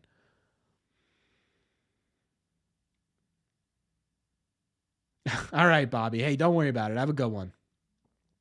What's my lineup for opening day? My lineup right now, my lineup hasn't changed entirely. The only thing that might change is whether it's Grissom or Campbell at second base or in that DH revolving door that I was talking about. Hope they draft a catcher. I have a feeling they will. Will we have any more breakout prospects like Campbell and Anthony did this year? Ooh, breakout prospects. Franklin Arias, I think, is going to make a name for himself. Yoel Cespedes is a name to watch. Nazan Zanatello's crazy athletic. He just hasn't put it together in minor league baseball in his first year. Mikey, love Mikey Romero. He's putting in a ton of work and really getting good results. Yeah, Johan Fran and Stinson Garcia are names to watch. I can keep going. I'm going to keep going. Conrad Kaysen, that's a big one for me. The first two-way prospect in a very, very, very long time for the Red Sox.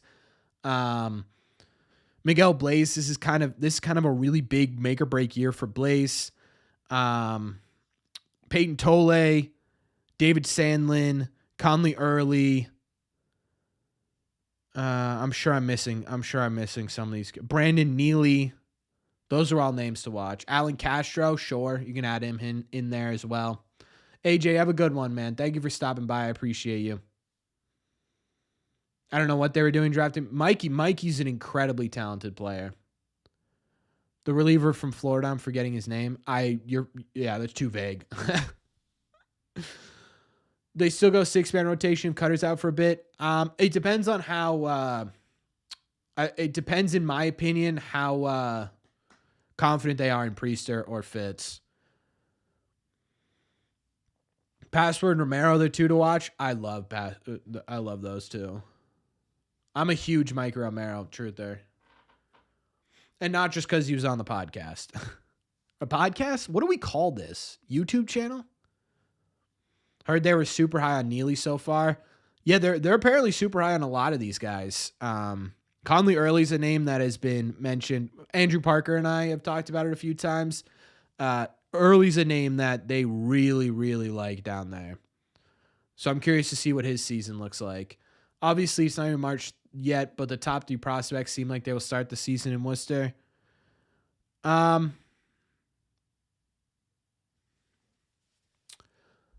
No. Right. Hi, Peter. How are you? No, I don't think it right now. It looks like they're going to start the season in Worcester. I think a majority of them do, but I do think, especially for Roman and Christian, there's legitimate shots for them to make the big league camp still. Again, I talked about this a little bit earlier, so if you've been here the whole time, I apologize, but I'll say it again. Right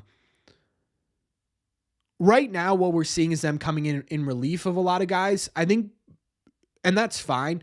What I think is kind of going to be the indicator as to whether or not they are legitimately being considered. Yeah, that's why I'm going over it again, Peter. I want to catch you back up.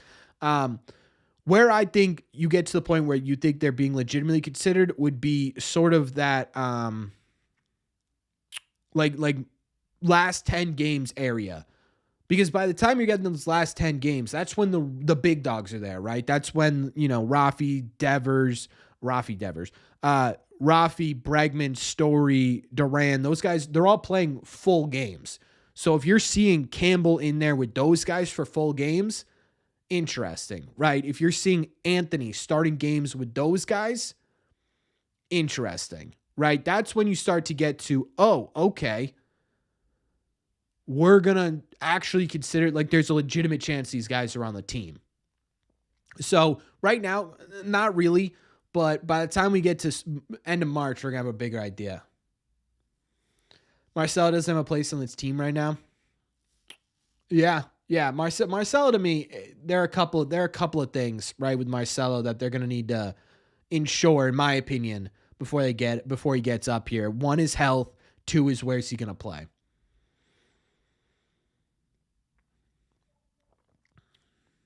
Hamilton could be sneaky good this year, especially on the base pass. Shout out Mike. Shout out Mike. Yeah,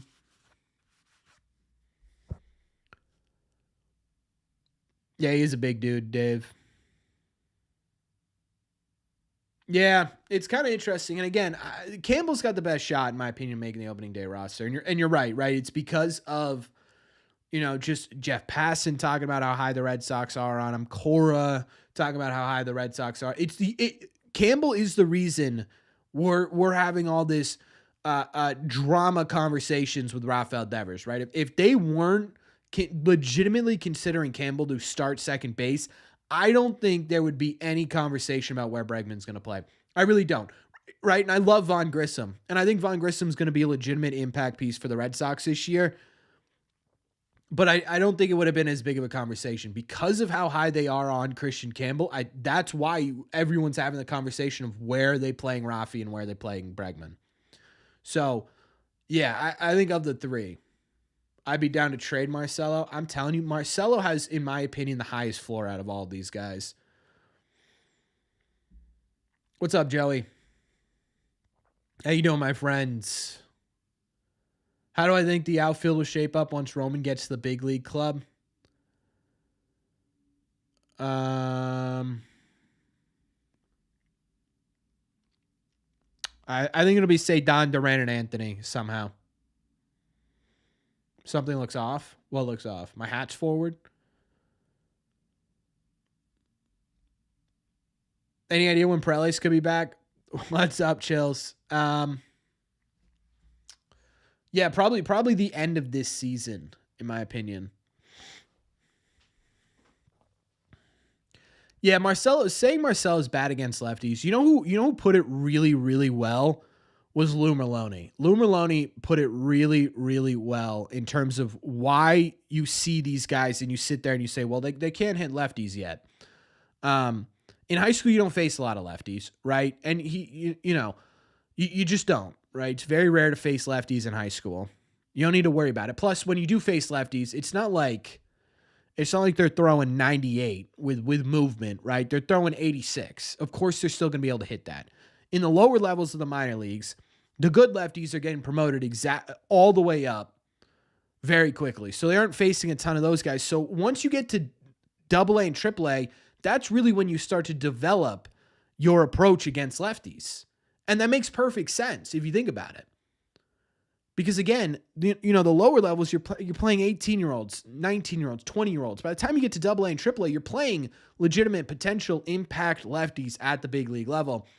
And these are the guys that are throwing 96 with run, or they're throwing slop-ass curveballs that start your head and end of your ankles, right? Those are the things that you start to see at the higher levels. So you don't even really start developing your approach against lefties until you get to that point. And again, you talk about Marcelo Meyer.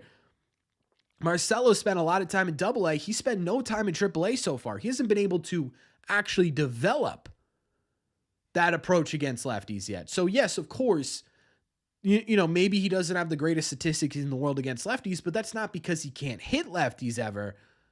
That's mostly because he hasn't had the time and ability to develop an approach against lefties. And Lou brought that up. That was on the Nesson broadcast, I believe, the other day, and it makes perfect sense. It makes perfect sense. This is crazy. Not long ago, Sox Nation wondered, what if Marcel's the next Nomar type guy? Now the newer toys made people forget. Yeah, it's true, JK, right? It's shinier. Roman has the highest floor because of plate discipline and exit velos. Yeah, I mean, you could make the case for sure, Matthew. I'm not going to sit here, right, and be like, no way. Yeah, right. It's just sort of a personal preference thing with me. I think with Marcelo's ability defensively, and his overall, I know he's got some swing and miss, but I think his overall contact ability, I just think like his ceiling's like a 2-WAR player, and I think, or his floor, sorry, is like a 2-WAR player if he could stay on the field. Grissom is my emotional preference for second. I love that. Yeah.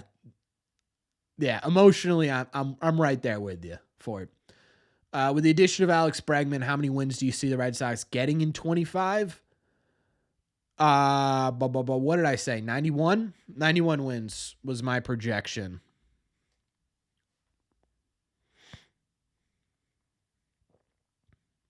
91 wins was my projection. With Grissom's interesting to me.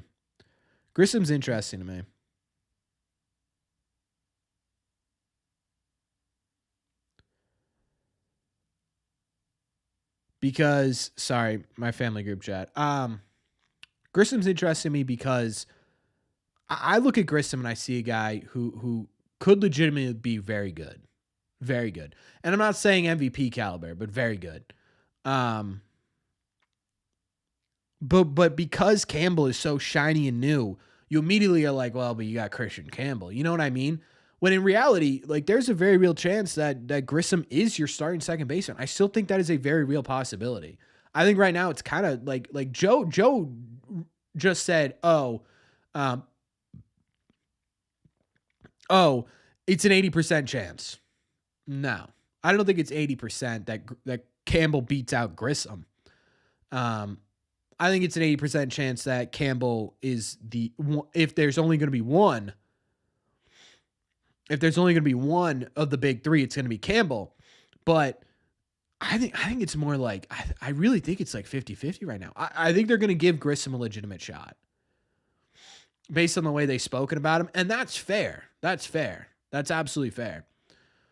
I'm not saying you're wrong, Joe. This is just me personally, right? I think they do give Grissom a shot. Or personally, I think they give I think Cora gives Grissom a legitimate shot because I think Cora legitimately sees it.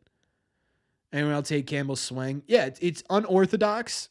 Dylan, if you haven't yet, check out Jeff Passan's article on the Big Three. They go into his swing mechanics and stuff. I think you'll hate it a little bit less. Grissom and Campbell are very similar right now. Very similar, no. And I'll tell you why, Todd. It's because Campbell right now is getting ESPN articles written about him. He just won Minor League Player of the Year. He's this super cool story of a guy who was kind of nobody when he was drafted, right? Specifically picked out by the Red Sox because they thought he fit perfectly into their totally redesigned hitting program. So his prestige right now is up here where Grissom's is all the way down. Right? They traded a Cy Young candidate or they traded a Cy Young winner for this bum, right? So Grissom's coming in here with, I got to prove everything, where Campbell's coming in here like, yeah, you know what I mean? I'm that dude. Is it bad I'm really good friends with a Padres fan and a Yankee fan and a Blue Jays fan? No, absolutely not. You should be friends with anyone you want.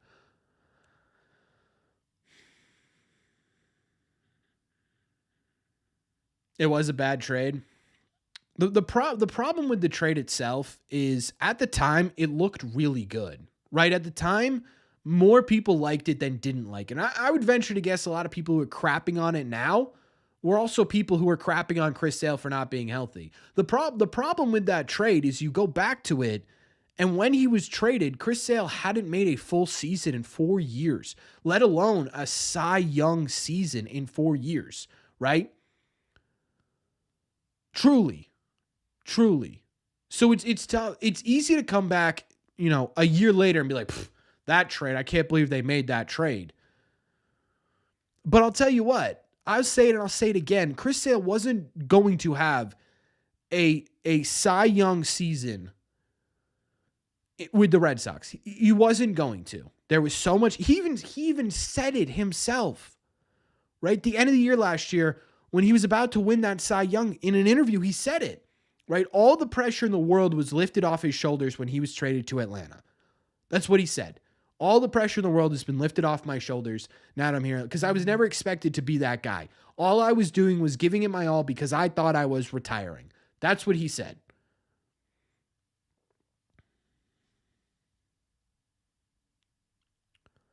How do I think Sale does this year? I think it comes down to earth a bit. So do I got Bregman at third? So here's what I got, Dylan. I got Masataka Yoshida starting the year on the IL, and I have a rotating DH with Campbell, Bregman, and Devers, and they're just going to sort of flip-flop positions here, with Campbell doing second base DH a little bit, Bregman doing mostly third base but DHing a bit, and Rafi doing mostly DHing but playing third once in a while. Thoughts? I think you're wrong. Here's what I'll say, JK. He didn't hurt his shoulders with the bat. He hurt his shoulder on the field. Yeah, I do, Liam. Have a good week. Hey, you too, Steven. Thank you.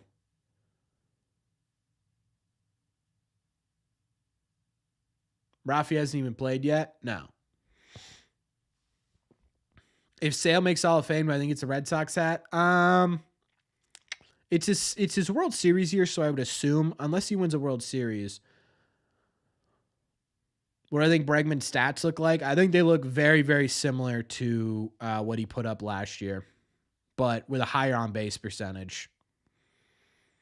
That's my thought. I think it'll be around 27-ish home runs. I think it'll be close to 100 RBIs. I think it'll be like a 125-ish OPS plus. And I think the on-base percentage goes up. But it'll be good enough for your 2 or 3 hitter. You know what I mean? Imagine Bregman hits 40 home runs. Red Sox win. I'll say this right now. If Alex Bregman hits 40 home runs in 2025, he will win, or the Red Sox will win the World Series. Do I worry about Devers putting on more weight if he moves to DH? Dude, I'll be totally honest with you, Dylan. If Rafael Devers is out there putting up the numbers he's put up for the last 6 years, don't care. Don't care. Truly could not care less. And I'm shocked Red Sox fans care so much because the greatest DH in the history of baseball played for the Red Sox and was never a small human being. He was bigger than Rafael Devers was.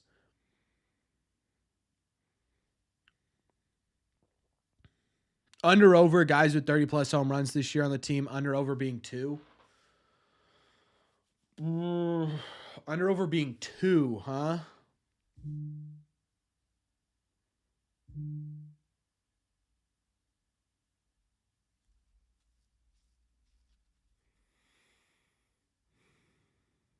I'm going to take the over. I think a healthy Casetts can do it. I think a healthy Devers can do it, obviously.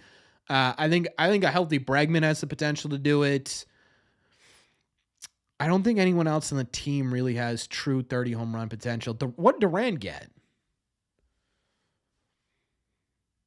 What are the odds for the Red Sox winning the pennant? I think it's like 28%. Great. It's just a talking point that I've heard. Dylan, here's what I'll say. A lot. If you're listening to talk radio for Rafael Devers takes, for your sanity, I would stop. I just sit there and like, you get people who are like, what happened to the days of Manny and Poppy? Neither of those guys were in good shape. Like, if we're being honest, right? If we're saying Devers is out of shape, there's no way you could say Poppy or Manny was in shape. And yet those were the two best hitters of the last 30 years on the Red Sox. So it drives me absolutely, that conversation, Rafi's weight conversation drives me absolutely crazy. Crazy. Story could conceivably hit more than 30. I would be shocked. What's Story's max? There was like 1 year he had a bunch, right? There was 1 year he hit like 30 home runs, but that was also Coors Field. His biggest home run year was 37 in 18. He was 8th in MVP voting. Let me see what the splits were in 18, shall we? Yeah, he looks like he put on a few pounds. Yeah, whatever, dude. People are scared by Pablo. Rafi absolutely does not deserve the Pablo. So Trevor Story hit 37 home runs in 2018. 26 of them were at home. 11 of them were away. Story's not hitting 30. More cushion for the push.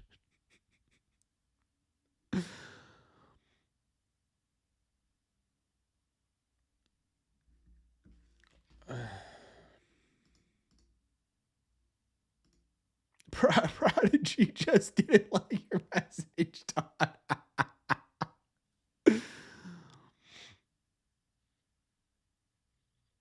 Until Rafi breaks a belt on a swing, he should never be compared to Panda. Dude, if you're comparing Rafael Devers to Panda, you're out of your mind. You truly are. And you know what else I've heard is that from teams, it was an accident. Oh. Sorry about that, Todd. What was I going to say? Oh. One of the other things I've heard about Rafi is that's not fat. That's him building up his shoulder muscles. Right. He's adding on essentially padding there.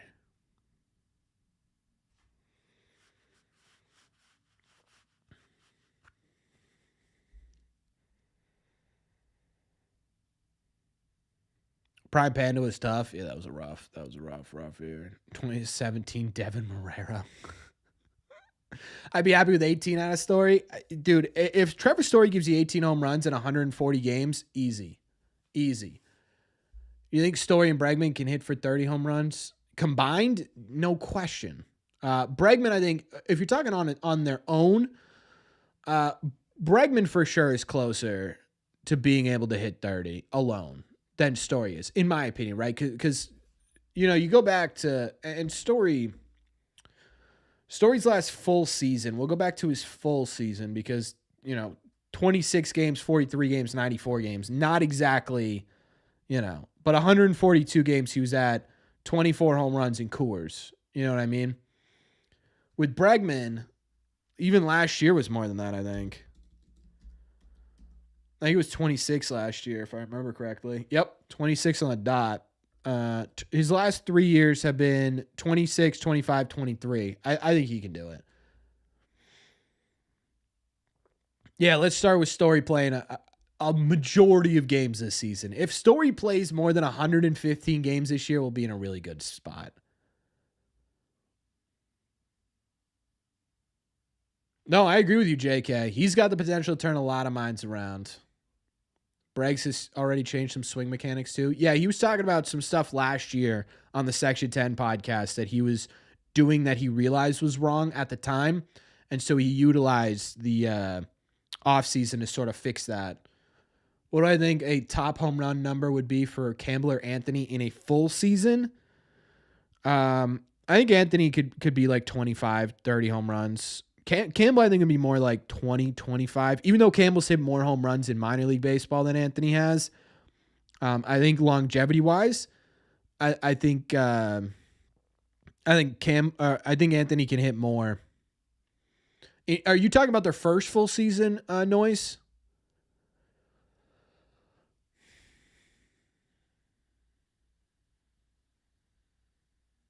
Yeah, true, Jack. Anthony's a pop for 40. I could see that. I could see 1 year going for that. Where does Verdugo? And Verdugo, someone, I think it was Mike, said Marlins. It was either Mike or Versatility said Marlins. Yes. Verdugo will sign there, I think, at some point. Rizzo, I think is like a May signing with like the Giants after their first baseman goes down or something. Do I see a sub 4 ERA for Buehler this year?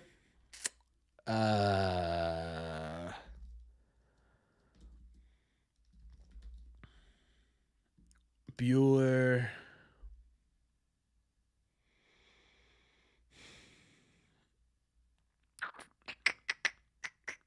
Sub 4, huh?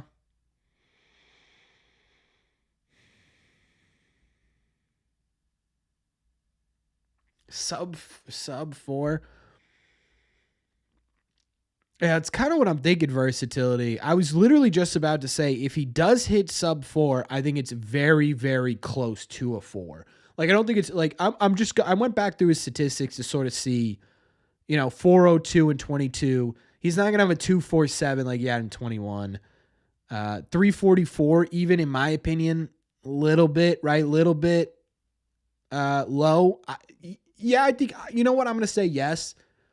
I could see it. I don't see like a 3.4, 3.2 ERA. I think he has like a 3.98 or a 3.93 or like a 4.01 or something. You know what I mean? Do I think Guerrero can get the closing job this year? He looks so good in spring training. It's just hard for me to sit here and like 3 games into spring training and be like, that dude's a closing candidate. I think with Guerrero, I've been mulling this over my head a bit, and I would love to see the Red Sox give Guerrero a legitimate shot at the bullpen this year, but I want him in a high leverage role, and I don't know if there's room for him in a high leverage role.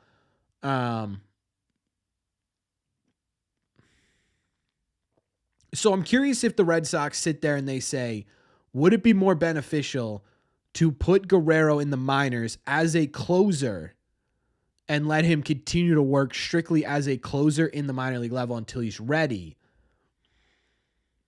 to make his major league debut, then it would be getting him major league appearances, but in a low leverage spot. You know what I mean? I like that idea sound, guys. I like it. What do I think? I think JD Martinez ends up retiring, if we're being honest.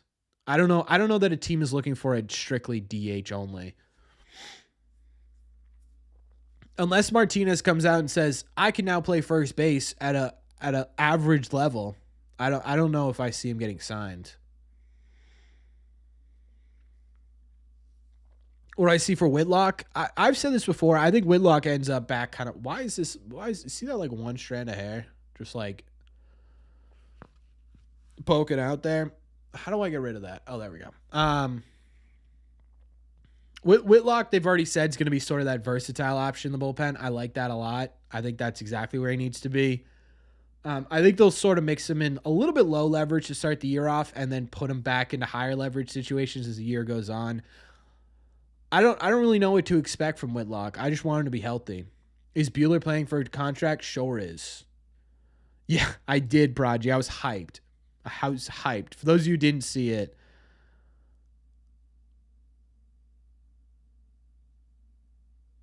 for those of you who did not see it, is Whitlock good? Yeah, Whitlock is a very good player, yes. Bregman's last 328 last year, 22 home runs at 33 home run pace over a season. AT, a lot of math. I appreciate it. Yeah. If Bregman doesn't start the year as slow as he did last year, he will hit 30-plus home runs. He will. If he starts off as slow, I don't know. Yeah, Whitlock was sitting 97-ish on the gun in his live bullpen sessions, which is great, which is absolutely fantastic. Needed that, right? You need that.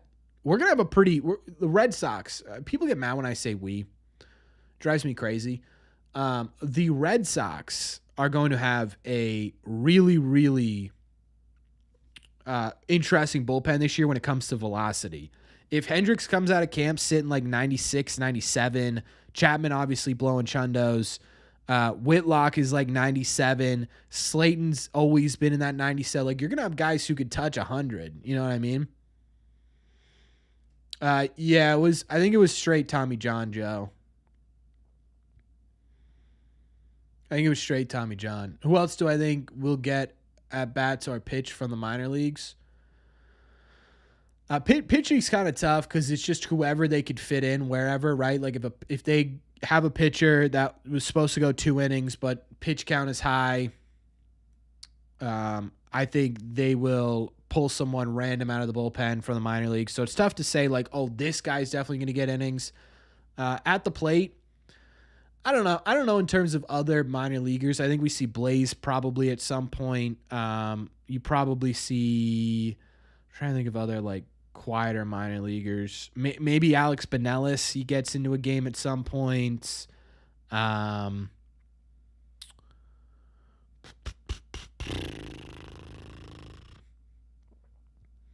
Maybe Mikey at the end there just to get something. I don't know. There's a lot. Hickey's already been in games.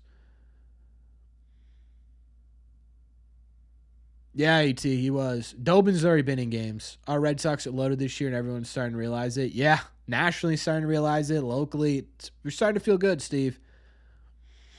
Looking forward to the games that win us the World Series this year. The comeback game, the 20 strikeout game from Crochet, the Buehler no-hitter. Love it. Any updates on Bayo? Yeah, his strength test went really well. He's going to get back to a regular scheduled pitching program. He's thrown from the mound, throwing a bullpen this week. He'll probably get a live bullpen next week, and then he'll be in games probably by the end of next week would be my guess. So, yeah, he's doing well. Cade Smith trade. I don't know if they make any truly meaningful trades until maybe the deadline. Benelis, wasn't he supposed to be a highly regarded? No, Nick. Kind of one of those lottery ticket picks. He was the main piece in that trade. David Hamilton was kind of the throw-in, which is interesting. Yeah, Benelis was the main piece for the Sox in that trade. Just a strikeout issue. Season's over, dude. They got a losing record in spring training, Arlen. It's over. There's no way this team wins the World Series. No way. Sox they just don't have it, chat. They just don't have it. What's up, Arlen? Yeah, but now Benelis, I remember making a video. That was one of my first videos, I think. I did like a breaking Red Sox trade for Jackie Bradley Jr. video. And I talked about Benelis was sort of the main piece of that. If Casas could flatten the bat a little bit with 2 strikes, he would not only he'd also hit 280 or more. Maybe, but I think flattening the bat would also limit his ability to hit home runs. And I think the Red Sox don't want that right now. They're looking for like sort of max exit velocities and max what's it called? Trajectories. I don't really worry about Casetts' two-strike approach, to be honest with you. I really don't.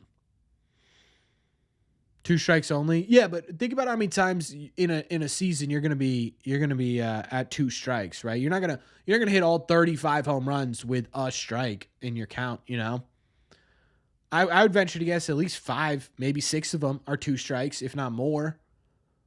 Right. So if all of a sudden you're trying to flatten the ball out a bit in 2 strikes, then it's down to 28 home runs. What are the odds the Red Sox get Vlad next season? Dude, it is so early for us to like. We just got done with a very stressful offseason. The Red Sox finally put together a legitimate, good, competent swing. A good, competent team, right? I'm not ready to be like, okay, let's go and face another offseason. Oh, I hear you, AT. I don't think it's a terrible idea. I'm mostly just saying hitting 30 and having this approach, or 35 and having this approach. I don't know how well those work together. But I don't disagree with you that if Casas, instead of being as patient as is the plate, try to hit more for, opposite field singles or something in counts like that, his batting average would certainly improve. Casas and Soto are going to be masters of the ABS system. I could see it for sure. What's tomorrow's video? I think tomorrow's going to be talking about Masataka Yoshida. And sort of like what, because there's good news on Masa about his health, but what does that mean for the Red Sox and this roster construction? That's what's going to be interesting. How many homers Devers hitting if you face Garrett Crochet for the entire season? 60. Maybe 70.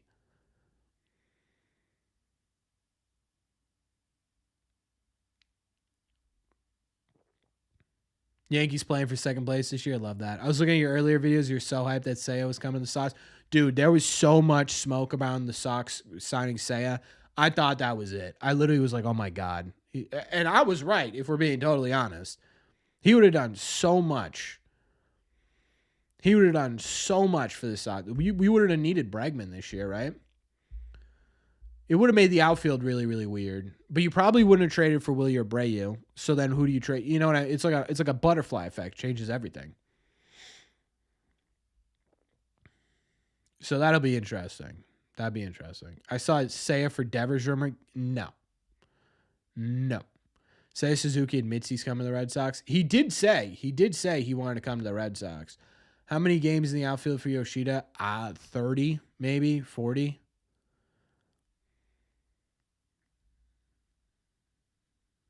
Maybe, right? But it's the interesting conversation. We're gonna go in detail tomorrow. But if Masa is your DH, right? If Masa's your DH outfielder, how do you fit Campbell onto this roster opening day?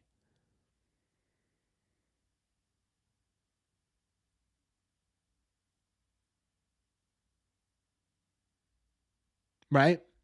Like, how do you possibly do that? You can't put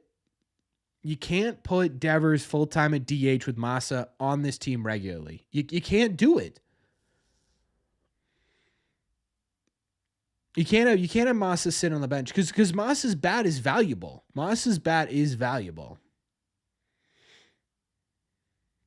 Yeah, I was seeing that too, AT. That was something. That's a big reason why.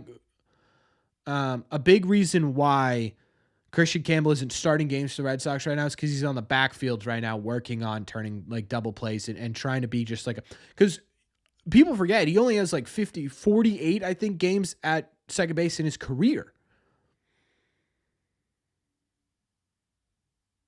He'll just be a fourth outfielder. Even if he's the fourth outfielder, you still can't really fit Christian Campbell on this team. You can't. Have a good night, Bay Sox. Right? Because even if he's your fourth outfielder, You've got okay, Willier, Cedon, Duran, and then your infield is okay. Let's do Bregman, Story. You could put Campbell at second base, sure, but then what do you do with Hamilton and Grissom? I don't know, man.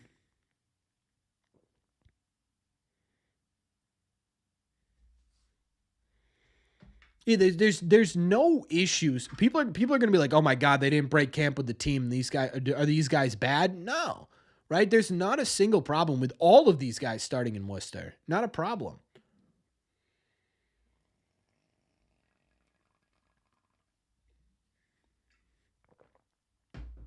These guys starting in Worcester doesn't mean they're bad prospects. It just means you have too much talent on the big league roster. Have a good night, negative. Jays are soft. O's did not get any better. True. Rays are a mess. Kind of. Yankees are the team to beat. Yeah, they always have been. Neither Hamilton or Grissom deserve to start. But like why does Christian Campbell deserve to start over Hamilton and Grissom then, Liam?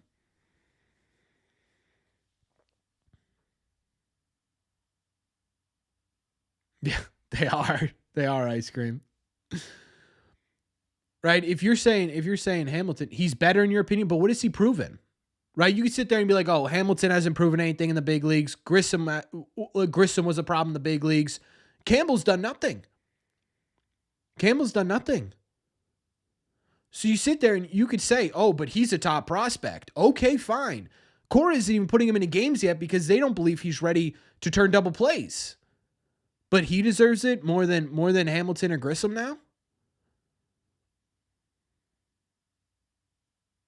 Think he's the most potential. That's great. That's fine. But you still haven't told me why he deserves. Because you said they don't deserve it, right? Why should they just hand Campbell this? What has he done to deserve it over Grissom and Hamilton? Is Campbell on the roster? No, he's a non-roster invite. Yeah, sorry, Prodigy. That's why I refer to you as Prodigy, my moderator. Injuries are going to dictate who's going to start opening day? For sure. If we had Teal, where would you think he would be? Teal would be fighting for a backup spot, I think, in my opinion. Exactly, Joe. That's my point. Right. If Campbell comes out of spring training as the best hitter, right, as the best hitter of those three, if he comes out of spring training and he's turned a real corner defensively and they are putting him in abundantly at second base, then you could say, look what he's done to deserve second base. Worded that wrong? Totally fine, dude. Totally fine. I was just curious because I didn't know if you were sitting there thinking that what Campbell did in minor league baseball, you know what I mean? So I was curious as to what your reasoning was. Yeah, the Jays and Rays will be fighting for sure. Yeah, no one's earned anything, right? No one's earned anything. If I had to bet, Bregman goes to second, Campbell starts in AAA, Hamilton's a backup, and Grissom's traded for a high leverage reliever. I could see them putting Grissom in AAA too. There's no reason to force Grissom to either be traded or start. People forget that Grissom's like the same age as all of these guys, right? I think he's a year older than all of these guys. So if he sits another year in AAA or even a half year in AAA or whatever, it's not really the end of the world, is it? Like I have no problem having Grissom at 25 as opposed to 24. Yeah, Campbell. I'm not saying Campbell needs to start in AAA because they have to give it to Grissom. My point is that no one's earned second base yet, and that this spring will be incredibly telling. Incredibly telling, right? Traded. You hope Story gets injured, dude. Don't wish injuries on people. Don't wish injuries on people. Okay, chat. They were to call it a night. Big takeaways from today's live stream. You guys are sadists, and I'm going to start doing a bunch of goals. And we're going to get real weird on this channel, apparently.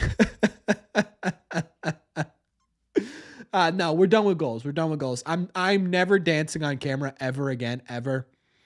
But now that I know you guys like the goals, we'll have some fun with them this season for sure. A lot of spicy foods coming, I think, in the future.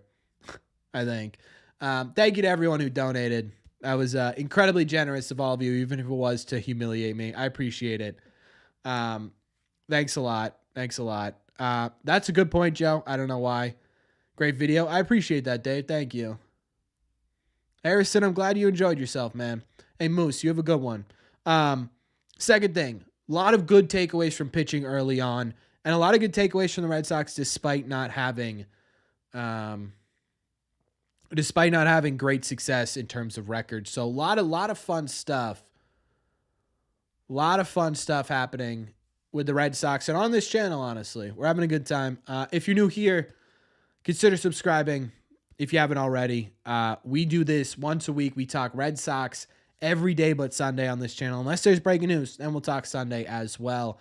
If you haven't considered liking this video, do me a favor, hit that like button. If you enjoyed this stream, if you enjoyed me making myself look like an absolute idiot for you guys, make sure you hit that like button. Tomorrow, again, I think we're going to be talking about Masa unless something else bigger comes up. But until then, guys, thank you all very much for being here, and I will see you all in the Red Sox.